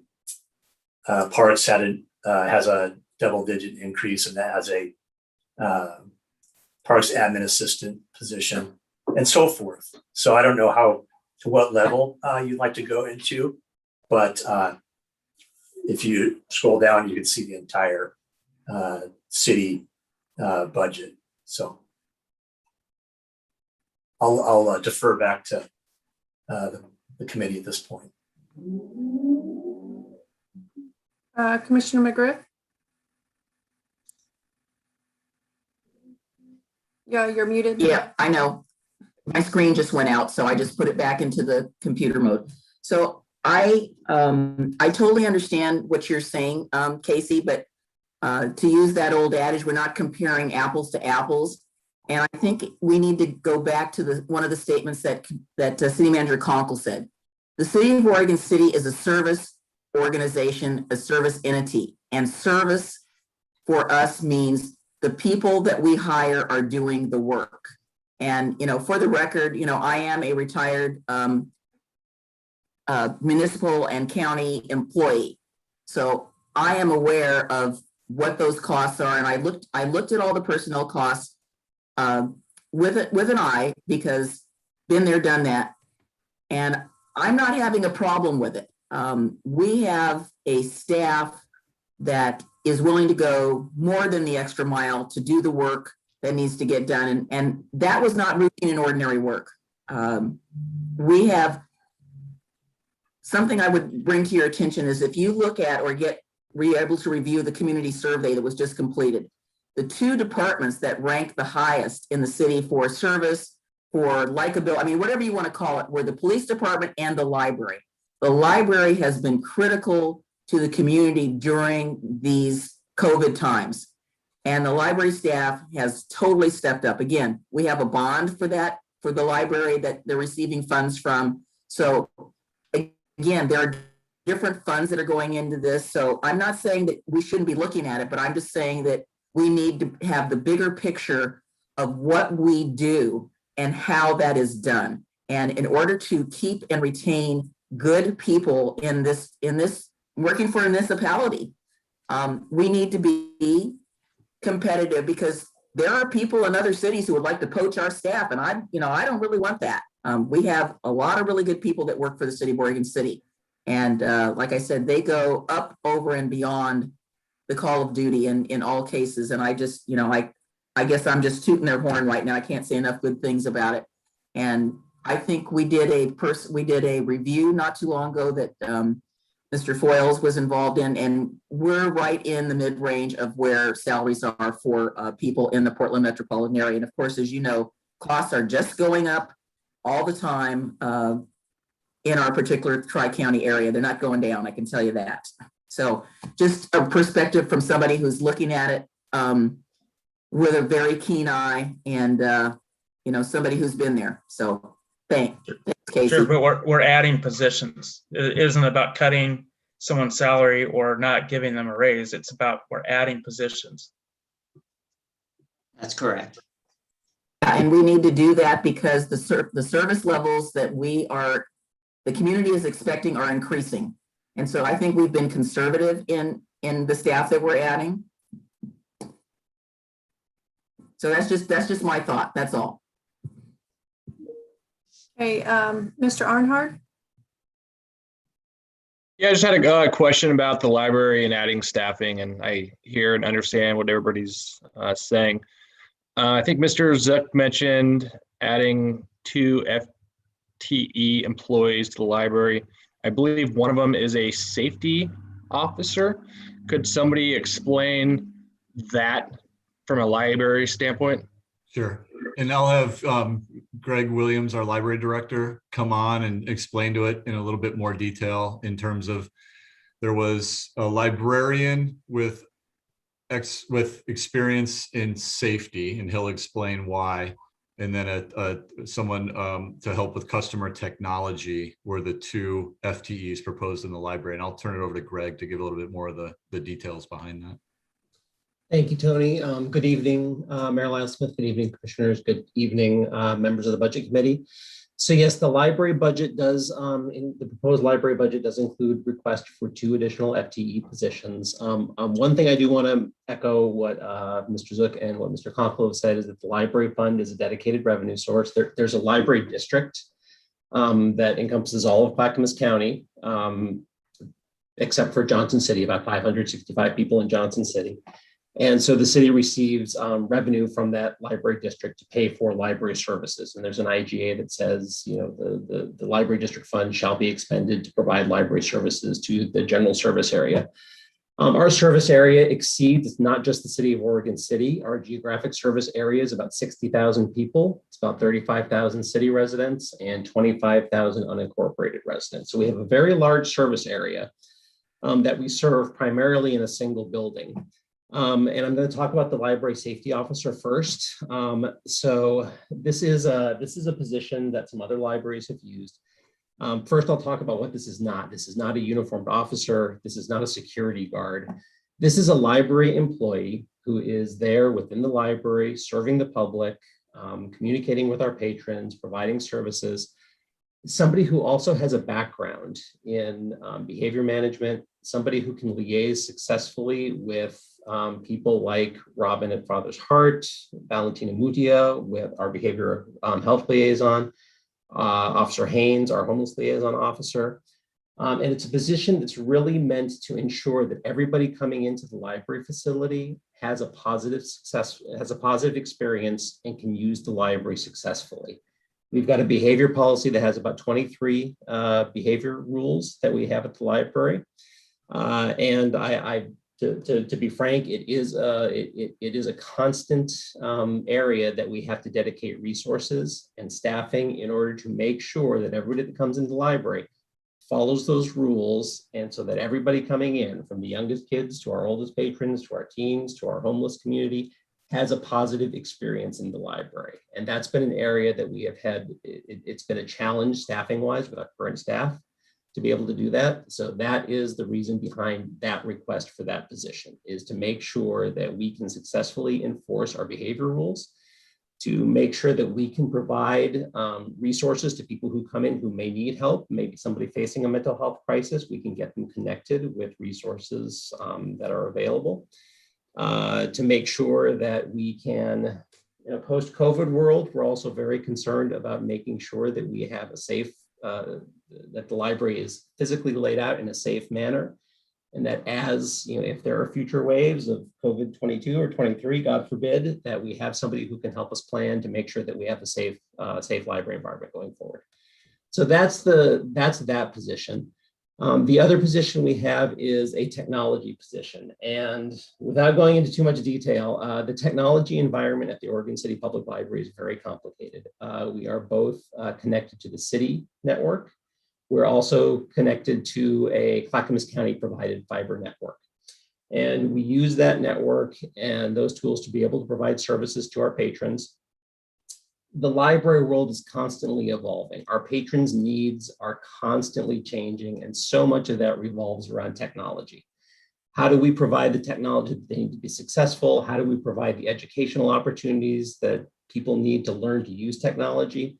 And once again, that's an area where we have been very, very challenged staffing wise in order to meet those needs. We currently are unable to provide a lot of computer classes.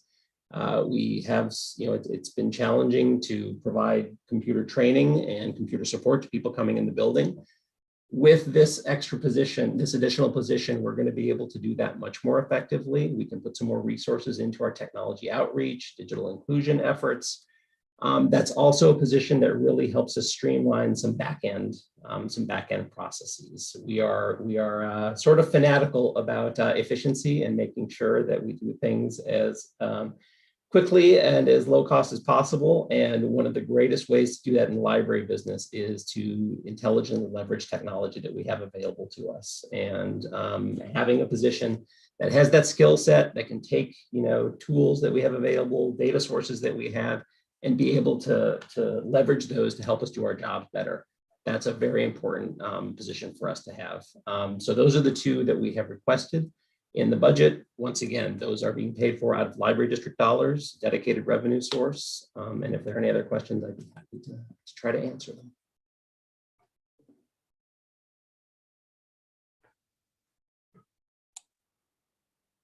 I know Commissioner Smith had his hand up. Is there anybody that has a question about the library? Commissioner O'Donnell, are you asking about the library? No, it's a comment about the library as one who uses it. If you wanted to make it now, I will. I think this is an example. First of all, I appreciate what Casey says. It sounds like he, like I, considers government to be a juggernaut and try to control cost and try to make sure every salary has value. And I get that. But by the same token, I've been a frequent user of the library, taking my grandchildren there.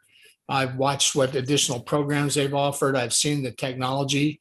And quite honestly, I've seen behavioral issues. And this is one of those examples where things cross over within the budget and you're not aware of it. And some of those behavioral issues are linked to the homeless use of the library to either wash up or use computers and bring certain behavioral issues with them. So in the interest of safety, I think these are small expenditures.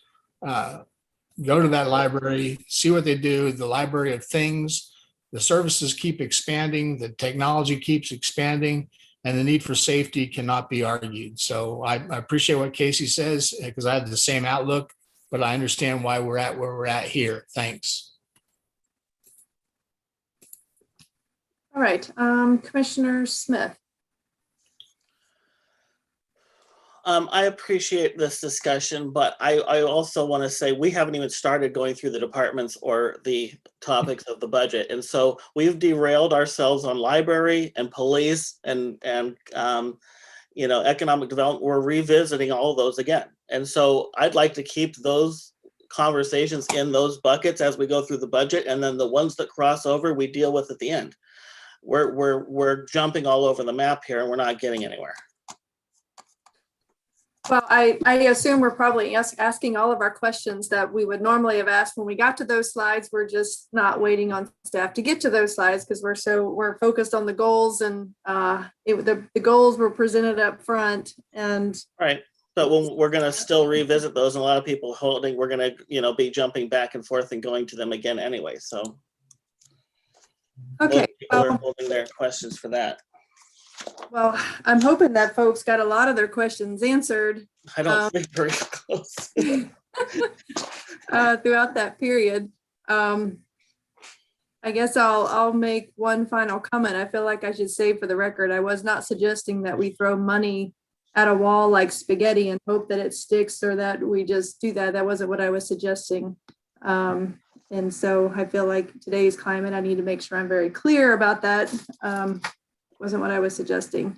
But similar to what Ms. Lugo was saying earlier, I don't feel like there's a lot of flexibility built into this budget. And we've asked about that earlier, is where is the flexibility if things come up? Personally, I don't believe there is a lot of flexibility in there. So I guess that's where we're at, and the city commission would have to reprioritize or weigh those things, which we normally do. I would say in the last biennium, things did come up and staff brought items, and we did have to reprioritize some stuff. So it does happen throughout the biennium. All right, so Mr. Conkle, I think you got through like 2 slides, and we went to questions. Although I'm thinking that maybe we probably need like a 5-minute break, maybe before we transition to other departments. We've been doing it for 2 hours now. Okay. So why don't folks, let's take 5 minutes. My computer clock and my watch clock and my watch are off. So let's come back at 8:15, which maybe just over 5 minutes. Everybody take a bathroom break and get some fresh air and come back. Sounds good.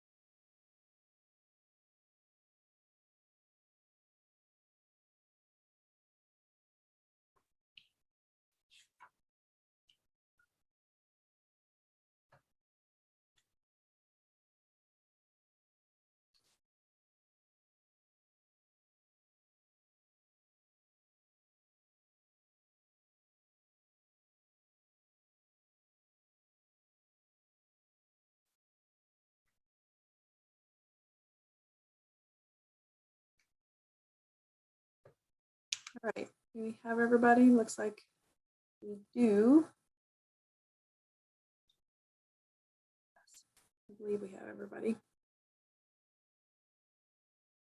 All right, so we're going to bring our budget meeting back to order after a little 5-minute break. Hopefully folks got some fresh air. So Mr. Conkle, you want to pick up with your slides and comments? Yes, thank you, Mayor. So Katie, let's go. Yep, thank you. So policy and administration. So this starts on page 37 of your budget book. This includes the city departments, which run the city administration, provide services to all other city departments, and help guide and set policy. These are the commissions, city manager, city recorder, ECDev. Increases in expenses were held to staffing costs in the following programs to meet commission goals. And so we've once again, we saw all the goals earlier. So now we're getting into the actual fund where those programs, goals, and the resources to implement them are located. So this includes tourism, citywide economic development plan, including marketing and promoting Oregon City, implementation of the IT strategic plan to address disaster recovery and security, and a new director, a communication infrastructure assessment for broadband, DEI initiatives, community event support, including public and city sanctioned events, art promotion and engagement, community engagement enhancement and communication, and an ombudsman's program. So this would be a time to not only talk about what's on the screen, but the economic development component as well.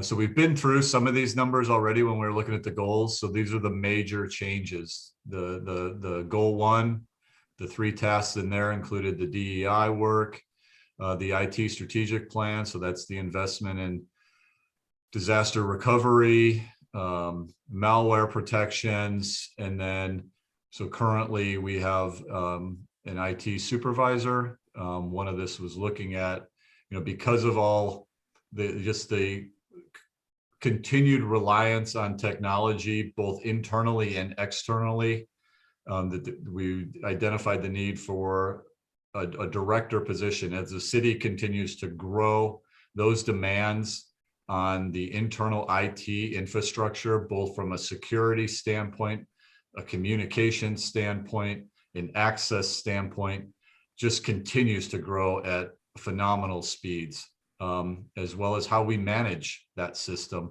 both for the employees and the citizens, community users of that. Community engagement, this included looking at how to increase community engagement with the policy decision makers, as well as a platform. One discussed during the commission retreat was something similar to what the city of Milwaukee has for that engagement platform. Tourism program and promotions. So this is the tourism where we're talking about the transient room tax money, citywide economic development marketing and strategy to implement the economic development plan. So that's $400,000 invested in that. So that's new additional money to that. Community event support. This was identified as a goal of the commission, $100,000 to support those community events. An ombudsman's program to really try to work with the private side to help them understand the public process and get them through that, $40,000 there. And then arts promotion and engagement, the $90,000 there. So I guess I'll turn it over to the committee for questions as they've worked through the budget book. Hey, Commissioner McGriff. Yeah, so I kept my question. I'm going to keep my questions to the sections as was discussed by Mr. Smith, because that's kind of how I did it. So I'm looking at 41, 42, 43. So just city manager and city recorder. And what I do like and what I find helpful is on page 43, budget highlights. Under the city recorder, there's some specificity there about what repair and maintenance services are and what line items are involved in that. And I talked to Mr. Zook about this, and I did not see this in all the departments across the board. And I think there's some specificity that is a little bit more specificity that's needed. But the question I have about 41 is, where is the legal services? We've had discussions about this over time, and I'm assuming it's either under professional and technical services or not. I don't know. Yeah, professional services. But remember, you know, some of those, if it's land use, it'd be in planning. Right. So we don't pay for it all. Yeah. Yeah, I'm just talking about under your purview. So sure.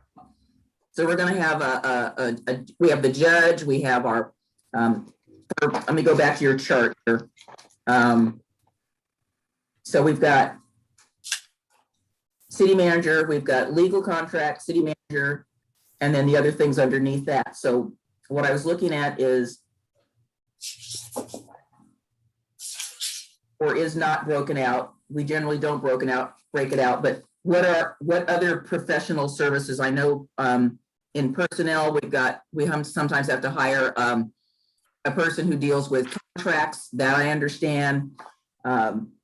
Again, so what are all of the professional and technical services that might be utilized under the city manager expenditures?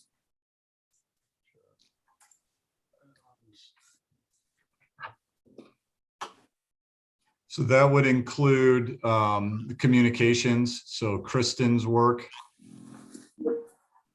associated with the, you know, whether it's some of the contracts that we have for website management, you know, some of the work that we do in the communications aspect of it are in there. The legal is in there. Matt, what else am I missing? The citizen communication engagement plan, community satisfaction survey, all part of that, and in general, in the city manager's professional and technical.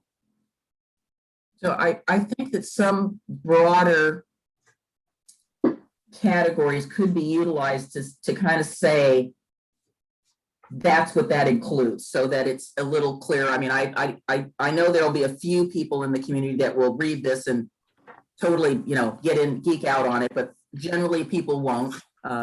So I guess that's why we're doing it. So like I said, I just think across the board, we need a little more specificity.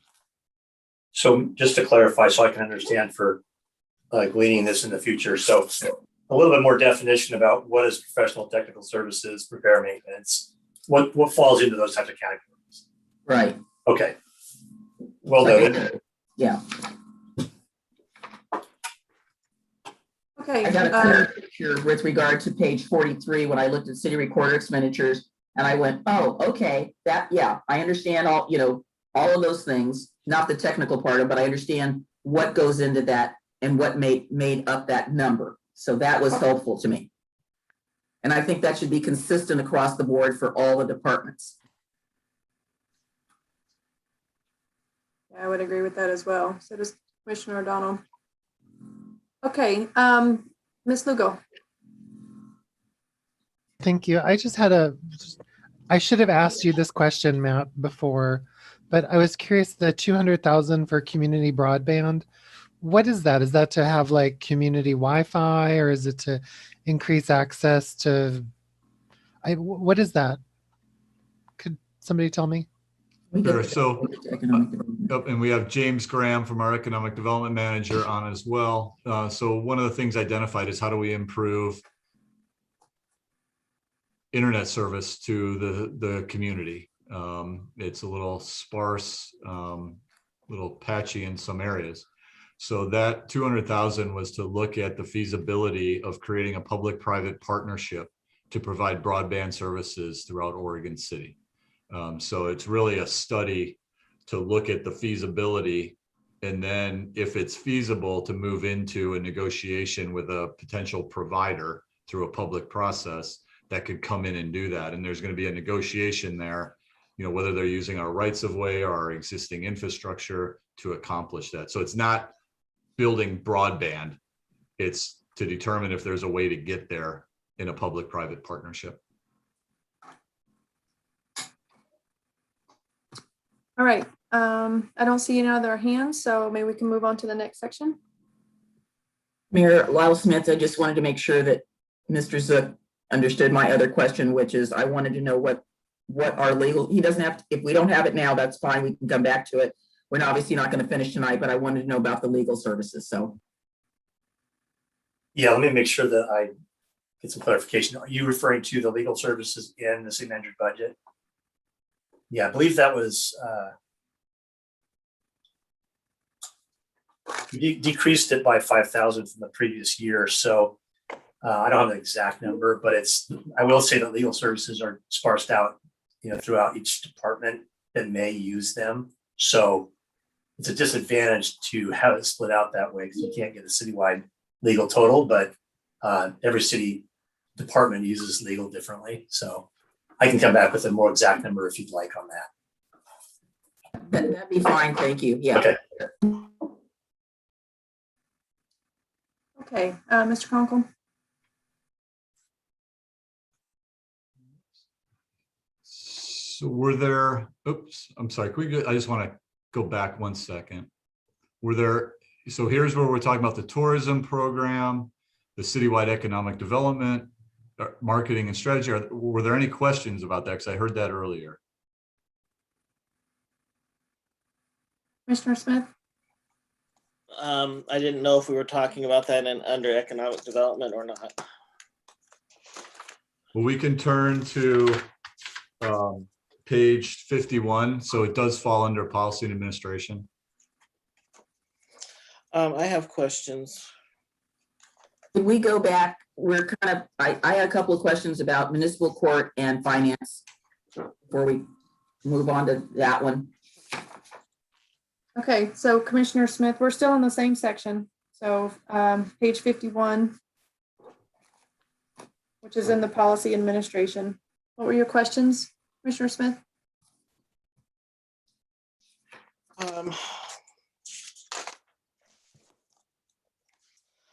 All right.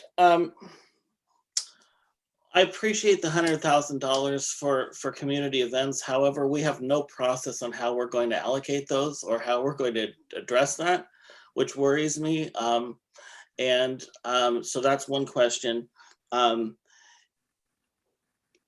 In terms of tourism, the discussion was that some of that money, or the 605,000, some of that was carryover transient room tax. I don't know how many commissions ago, we had Civic Improvement Trust, and Civic Improvement Trust was essentially a way to support tourism-based projects in Oregon City through a grant process through the city.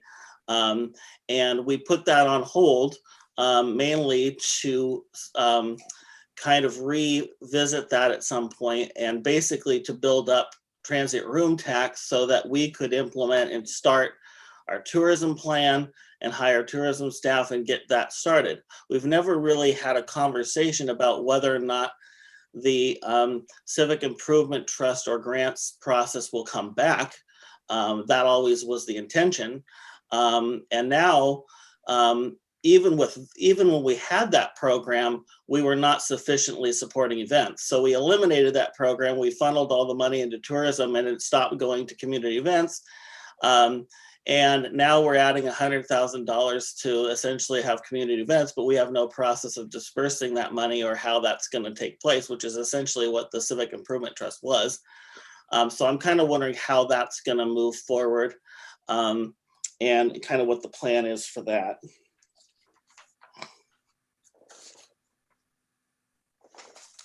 James, do you want to? Or James, I know it's addressed as a project on page 5. I went back to look at it in under goal 5. That's where the $100,000 is addressed.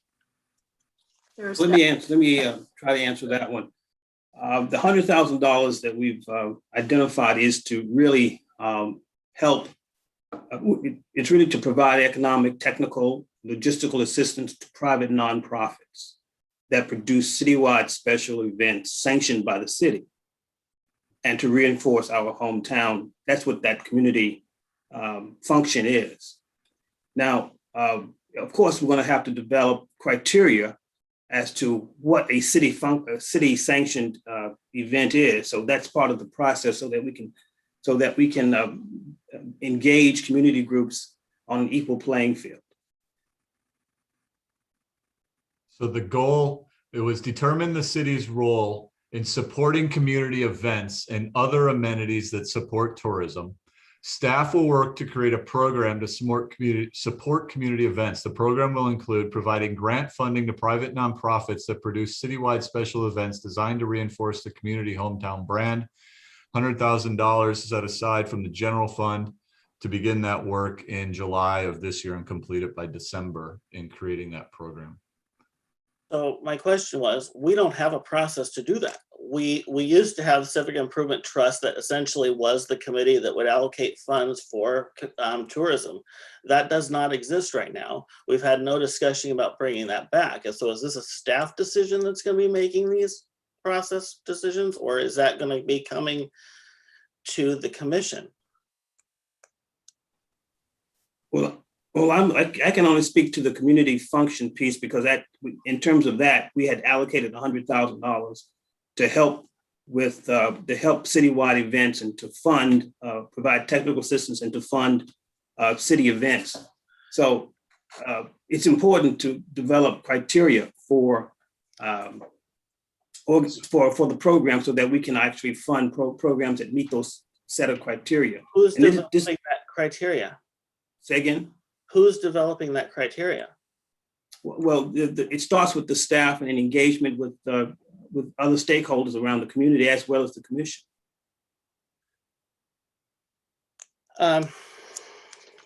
Okay, because you mentioned that this money is essentially to support signature events, and we have no such thing, right? So, there's a lot of steps before we get there. And I guess I'm concerned that what used to be an oversight from tourism and transit room tax is now going to be at a staff level decision. And I have concerns about that, because that has always been something that the commission was involved in. So that'll be one concern. The other concern is because of the overarching huge numbers for economic development and tourism, I think and at least I'm assuming, as mentioned before, I'd like to see a clearer breakdown of really what is happening there, because it is a huge expense. And I want to see that this funds are tied directly to the implementation of the strategic plan and the tourism plan, because a lot of the things that we've been doing haven't been tackling some of the major milestones of the tourism plan. And are we kind of moving forward saying that if we fund tourism and economic development at this number, that by the end of these 2 years, our tourism plan will be implemented? Or are we just still kind of pushing that along? And I also want to see more about what that partnership is between Downtown Association, the city, and the chamber before we fund this at this level, because right now that synergy is not working. And so those are some things that I think we really need to understand what the plan is on how to make sure that's all working, so that by the end of the 2 years, we've had some huge successes. So there's not enough information for me to even come close to passing a budget yet, especially in this round. Well, to address your concerns, a matter of fact, I had a meeting with DOCA and the chamber just this morning about the very subject of partnership. But also, if you recall, the tourism strategic plan had been on the shelf for 2 years, and when I arrived here, we worked with the stakeholders group and came up with 5 programs that would actually address various components of the tourism strategic plan. One of them was Community Showcase, which has seemed to be very popular with the public, and then there's some others as well. But it's just the beginning of a process. We have a small industry here, and of course it has to be built up. So I would say, yes, we've already started implementing the plan. Okay. I don't need an explanation of where we were and where we're at now. I've been here that whole time. And what I'm saying is we're not where we need to be. And the partnerships that we need to have haven't been developed. And there's not enough specificity on these plans of what we're actually going to accomplish. Especially when it comes to one of the main parts of the tourism plan, which was how to, we go back to one of our goals, which was the big identity of the city, which is our culture and our heritage and all of this stuff. One of the main aspects of the tourism plan is how to consolidate those and support the heritage organizations. That's not something that we've done in a great realm yet, or do we have a really plan on how that's going to move forward? And I know with the pandemic that's been on hold, but I think I just want to see a little bit more of how this is all going to work, because my worry is, if we start breaking ground on a river walk in the next year or so, and we go into this next 2 years spending a huge amount of money on tourism, we need to make sure that by the time we get through this biennium and then the next one, that we're ready to go. And I don't think we're going to be there. And so I really want to make sure that the work that most of us have invested for the last 20 years on tourism, not the last 2 years where we've had flexible staff and it got put on the shelf. That was not our doing. And the fact is that downtown associations created all of this. And so if they're not crucially involved, and I mean crucially involved as an equal partner, this should not be the city directing DOCA on what to do, and it should not be the city directing the chamber what to do. It needs to be a joint effort, and it needs to be collaborative. And if we aren't seeing that, which we aren't currently, I'm going to have a huge problem with this. Okay, so I know Commissioner McGriff's comments are not, I don't believe, are about just tourism economic development, but Mr. Mitchell and Mr. Flesh, you both raised your hands, or can you nod? I have them. I was just waiting. I'm sorry. This is Katie Riggs. I just want to step in here for just a moment. I want to make sure that Commissioner O'Donnell was able to get back on. His laptop completely failed, and he just got back in, I think, via iPhone. So Commissioner O'Donnell, if you could just unmute yourself by pressing *6 and make sure that we can hear you.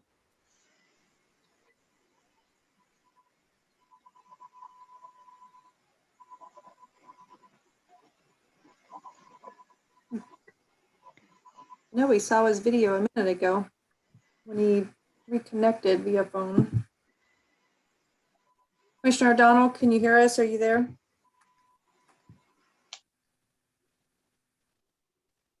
I just turned his video off to see if that makes a difference.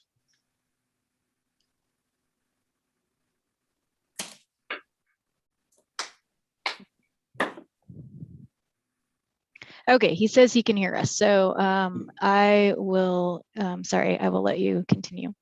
There, can you hear me now? Yes. Yes. Okay, I'll just mute again and sit quietly. Okay. So Mr. Mitchell and Mr. Flesh, I believe you raised your hands while this conversation was going. I assume you have comments on this topic. So Mr. Mitchell, go ahead. You are next on this topic.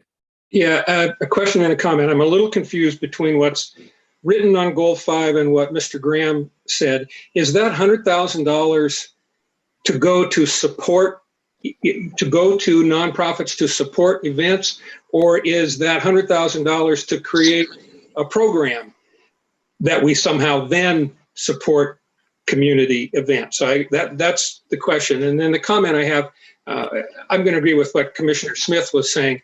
There's so many places in this budget where we don't have much money and lots of things that we could be doing. And then here between economic development and tourism, we've got over $1 million.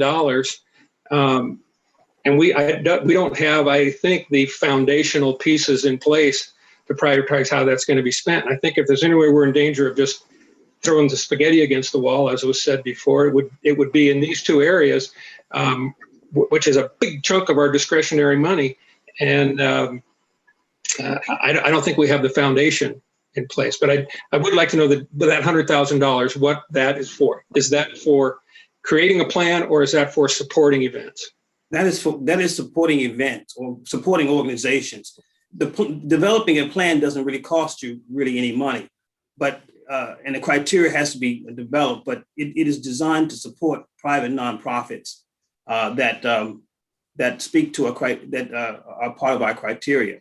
But however that is developed, it's not an extra budget item to create a plan, but that is really money to support private nonprofits. Great, thank you. Could we maybe just hop back to page 5? I think that might help a little bit in the commission goals. The implementation, the tourism strategy.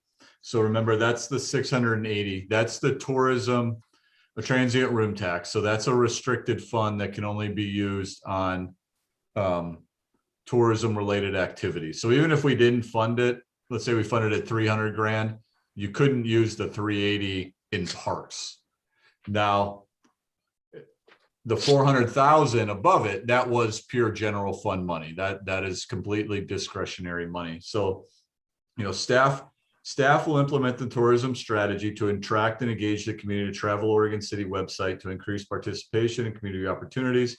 Implementation of the tourism strategy will include the marketing and promotion of Oregon City tourism assets, implementation of the community showcase, the Concierge Institute, the Arts Treasure Trove, which are programs identified in the strategy. So that was the base that we're trying to build on the tourism component. And then we heard Commissioner Smith talking about the relationship with DOCA and the chamber. So I just wanted to kind of reset. I mean, those are kind of the parameters that we were working around on that program. And then, as you said, the economic development plan has the $400,000, and that is all general fund money on that one. Okay, Mr. Flesh.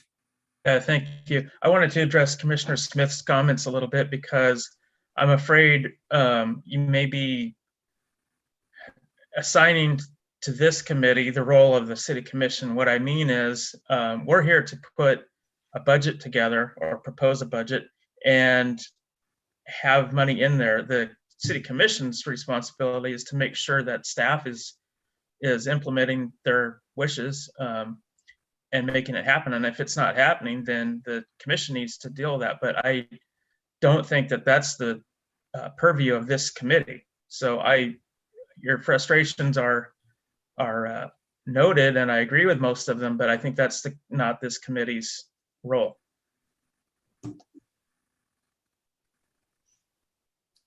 Okay. Yeah, that's it's. I agree. You're probably correct. I think the challenge is that this committee is also made up of the city commission. At the same time, from the staff's perspective, none of this is new. This was all presented to the city commission. All of these projects were all presented just like this a couple of weeks ago. Anyway, I'll leave it at that. Commissioner Smith, do you have any follow-up on this? Yeah, I mean, our job as the commission is to set the goals and make sure the budget does that. So that's what I'm doing. That's my job. And one way to make sure staff is doing it is if it's not going right, you don't pass the budget. So that's what we're doing. Commissioner McGriff. Yeah, thank you. I can skip right to my questions on the economic development side and come back to the other two.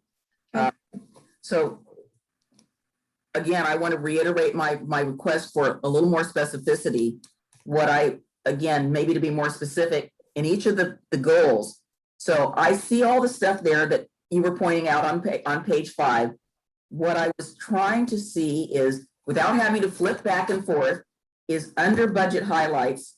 So professional and technical services includes funding for fiber optics. So why isn't there over there, like, it's been, let me just throw out a number, $40,000 for fiber optics feasibility study and so forth.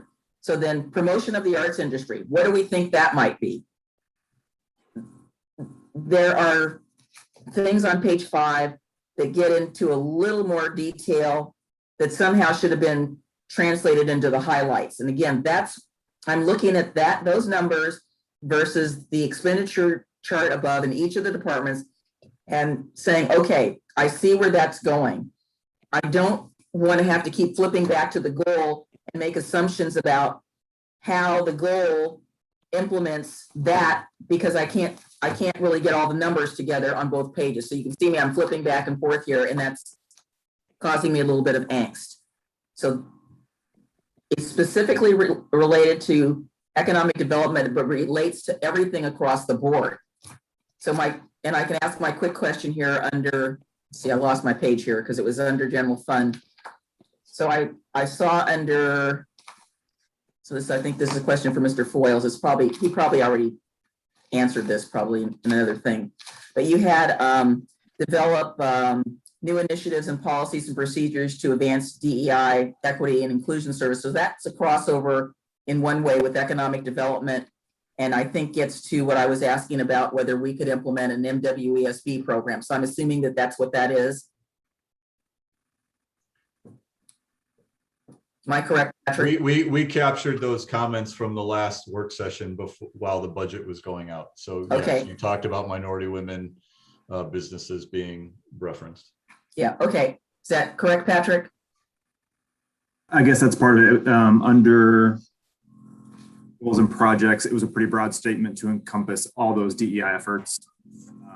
Okay, perfect. So I thought again, this was very clear. I understood how everything related back to the goal versus the expenditure section. So thank you. I appreciate that. That was very helpful. And I didn't have anything under IT other than, yeah, let's get that plan implemented, because already stuff is already changing. It's just, it's getting a little scary how fast it's going. All right, so I'm gonna look to Mr. Conkle here for a second. I'm not really sure about next steps, because I feel like even with this particular item, there's lots of questions, and you probably just heard my dog shake, sorry. And maybe a revisit to the city commission. It sounds like maybe a little bit on the projects. I'm not quite sure next steps on this economic development piece. Right. So I heard wanting, requesting more clarity on the implementation of the tourism plan, and then more information as it relates to the economic development plan implementation as well. And then there were concerns about the level of the funding. So I guess the question is, do you want to move forward with the funding as proposed, and obviously we understand where the commission's coming from and we'll need to come back, or do you want to reduce that funding at this point? Commissioner Smith, you had your hand up first. I would like one of the topics to be whether we decide to bring back the Civic Improvement Trust as a vehicle to deal with the events rather than staff. So that would, that would be a maybe a work session item for the city commission regarding how the program is to be set up, correct? Yeah. I guess the question is, do we want to fund the program realizing we need to create it? Or we could just not fund it. Exactly, or we can not fund it and then create the program and then try to come back and fund it at a later date. No. Commissioner McGriff. I understand where I think you're going, Commissioner Smith. I don't think we need to reinvent the wheel. We already know that OCCIT worked, and it seems to me we just bring it back, but I'm being simplified. I do not want to reduce the funding for economic development. I just want a little more specificity. So I want specificity across the board, not just economic development, so that I have a better connection between the expenditures and what we're doing. I mean, the unfortunate thing, and my apologies to you, Mr. Graham, is that in the rest of all worlds, the economic development strategy would be done, and the clear linkages between what the strategy asks for and the budget would be very clear. We don't have that. So we're kind of taking a little bit of a stab in the dark. Not too dark, but we've got a flashlight. We can see where we're going, but we can't see quite the light at the end of the tunnel. So the timing is just, we can't control that. We have to do the best we can. So a little more specificity is where I'm going. I'm not having any problem with the amounts. I just want to be assured how A fits to B, the B fits to C, again, across the board. So I'm not picking on ECDEB, I'm just saying across the board. Okay, so it sounds like maybe staff will be bringing back supplemental information to the budget committee on that piece, if possible. Although it sounds like Commissioner McGriff would like more specificity across the entire document. I'm not sure that can be turned around in 2 days.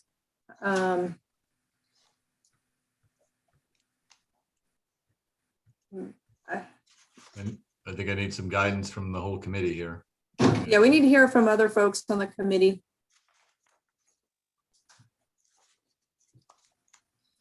Do you need more specifics for each of the tabs, each of the department budget? They're all tabs, all the blue tabs in here, which kind of goes into a little more detail on what's being included in the expenditures. Ms. Lugo.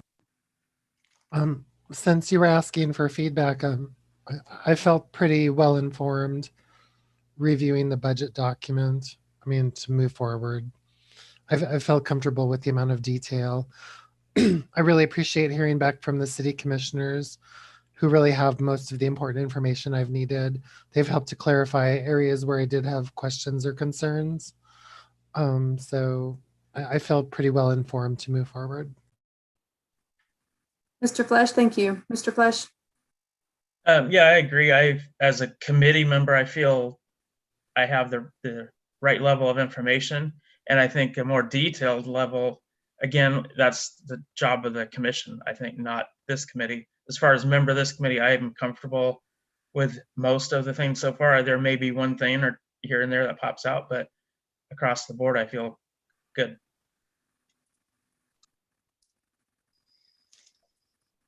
Anybody else?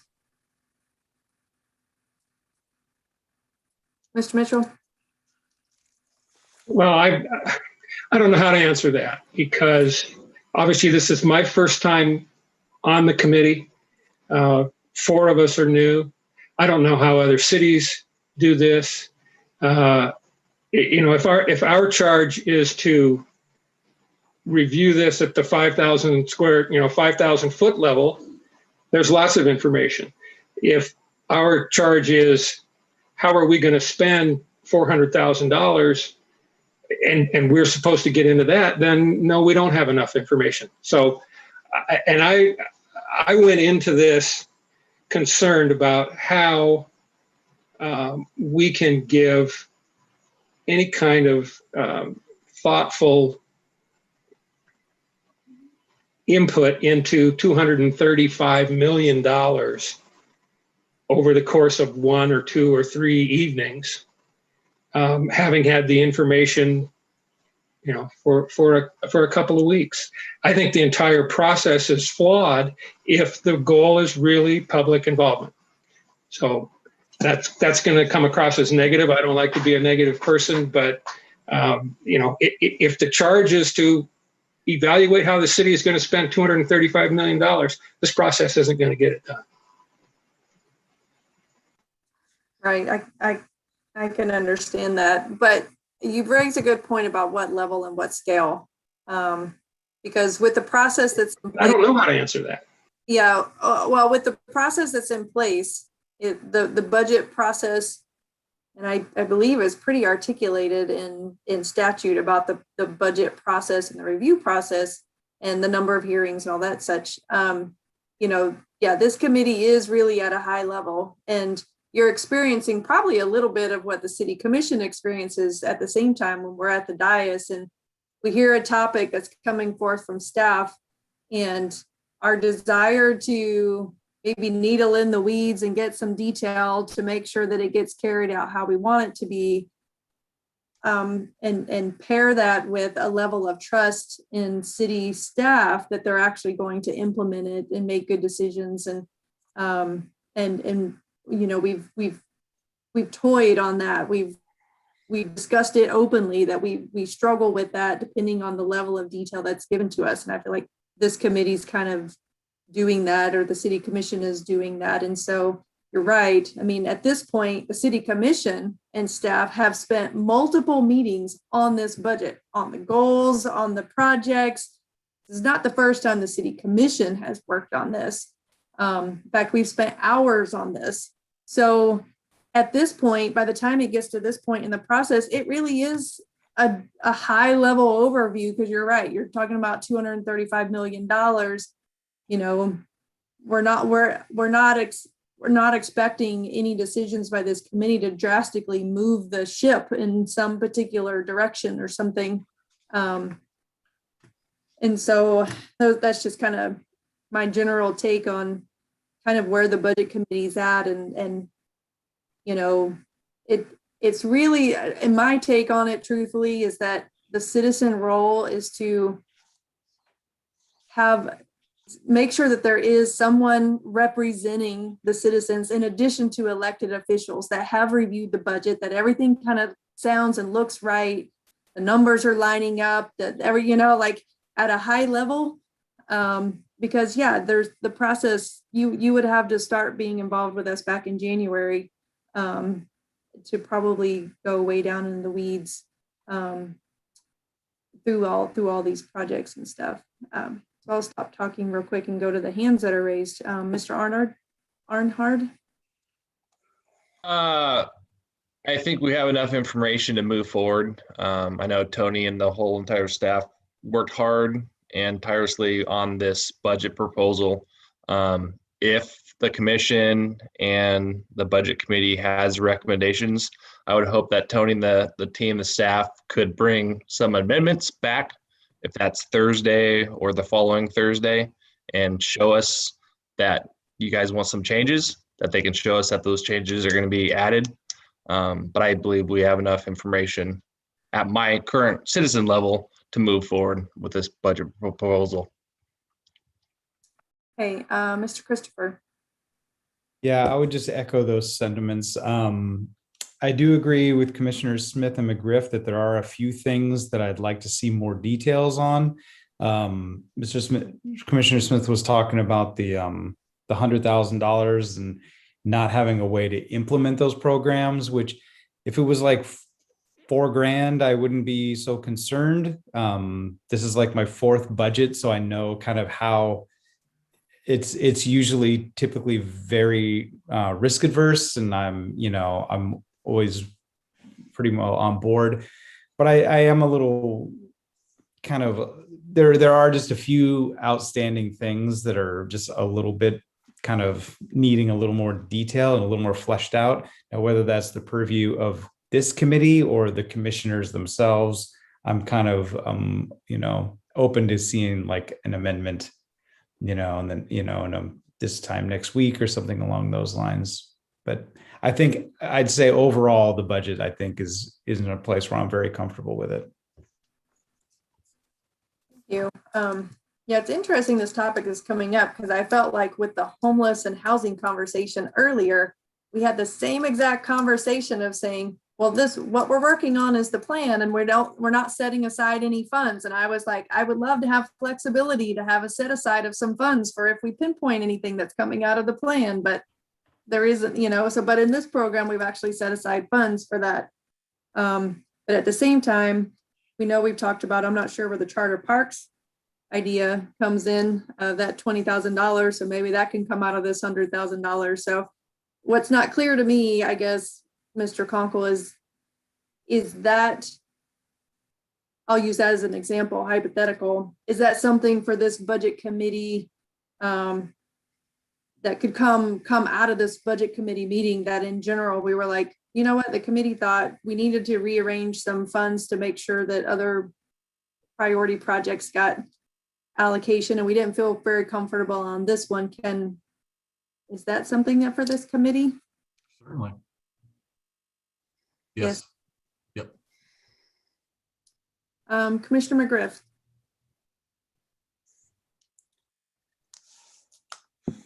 Yes, thank you, Mayor Loudesmith. So I wanted to try to be more strategic in my request. So I just went through the book really quickly and looked at where I wrote notes. So the areas that I thought needed to have a little more specificity, similar to what is in, I just pulled one randomly. So the information technology expenditures, it talks about budget highlights. It gives a little more specificity under professional and technical services, and then explains kind of what that big expenditure of 106,000 is under maintenance services. So the departments that I did not see this in are ECDev, planning, some parts of parks, Pioneer Community Center, and the library. They mentioned it, but there was no numbers or figures attached to it that related back to the chart above of the expenditures. So that is what would be helpful to me. And then it would be consistent across the board. Some areas in the budget have it and others don't. So it's either got to be one way or the other. And I would prefer it to be the other, because the numbers are there. You guys, I think you guys know what this is. It's just, it's helpful for me, maybe nobody else, that I'm looking at IT and I'm going, okay, I can see that 106 relates back to that particular line item, and that's where the biggest expenditure is, and this is what this is. It helps me understand where the funds are going. So that's what I am asking for, and that's what I talked to finance directors this afternoon. I said, can we be consistent in how these are all laid out so they're not all different? Public Works was very specific. When I looked at all the stuff, they would laid out, oh, we got to do a geotech report here, we got to do this here. Here's how that number relates back to the bigger number. So it was very clear to me where that is going. And I don't have any problem with it. I don't have any problem with the numbers. I just need to say, okay, I can understand where that big number is coming from, and this is what it means. Am I being clear, or is it's just completely obtuse? I think you're being clear and you specify. So those are the departments that I don't see that information. Okay, so I see Mr. Zook shaking his head, and perhaps you can get back to Commissioner McGriff with some details on what she would like. I'm noticing the time is now 9 o'clock. I don't think we're going to finish this tonight. So we might as well talk about maybe when our next meeting will be. Mr. Conkle, I'm not sure how many slides you have left. There's a whole bunch of blue tabs, and if you have slides for every blue tabs that's left in this document, then I think you have probably like 10 more slides to go, 10 or 12.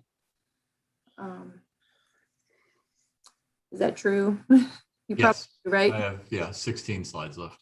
Oh, okay. So I'm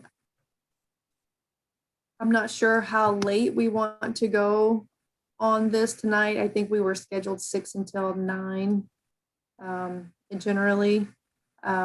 So I believe we have placeholders on our calendar for Thursday evening as the next budget committee meeting where we would pick up these discussions.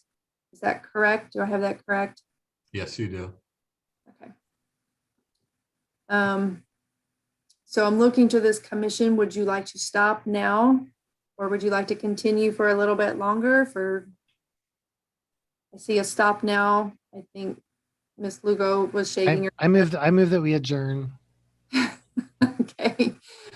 All right. Are there any other? I don't think there's anything else we need to do. I think we could probably just adjourn for this evening. Mr. Conkle, is that correct? Or Ms. Katie? Yes. Yep. Yeah. Right. So with that, we will reconvene on Thursday evening, same time. Yes, 6 p.m. And we'll use the same Zoom information as well. I'll resend it out again, but. All right. Well, thank you all for participating. It's been a long night. Thanks for your input, and we'll see you back again on Thursday.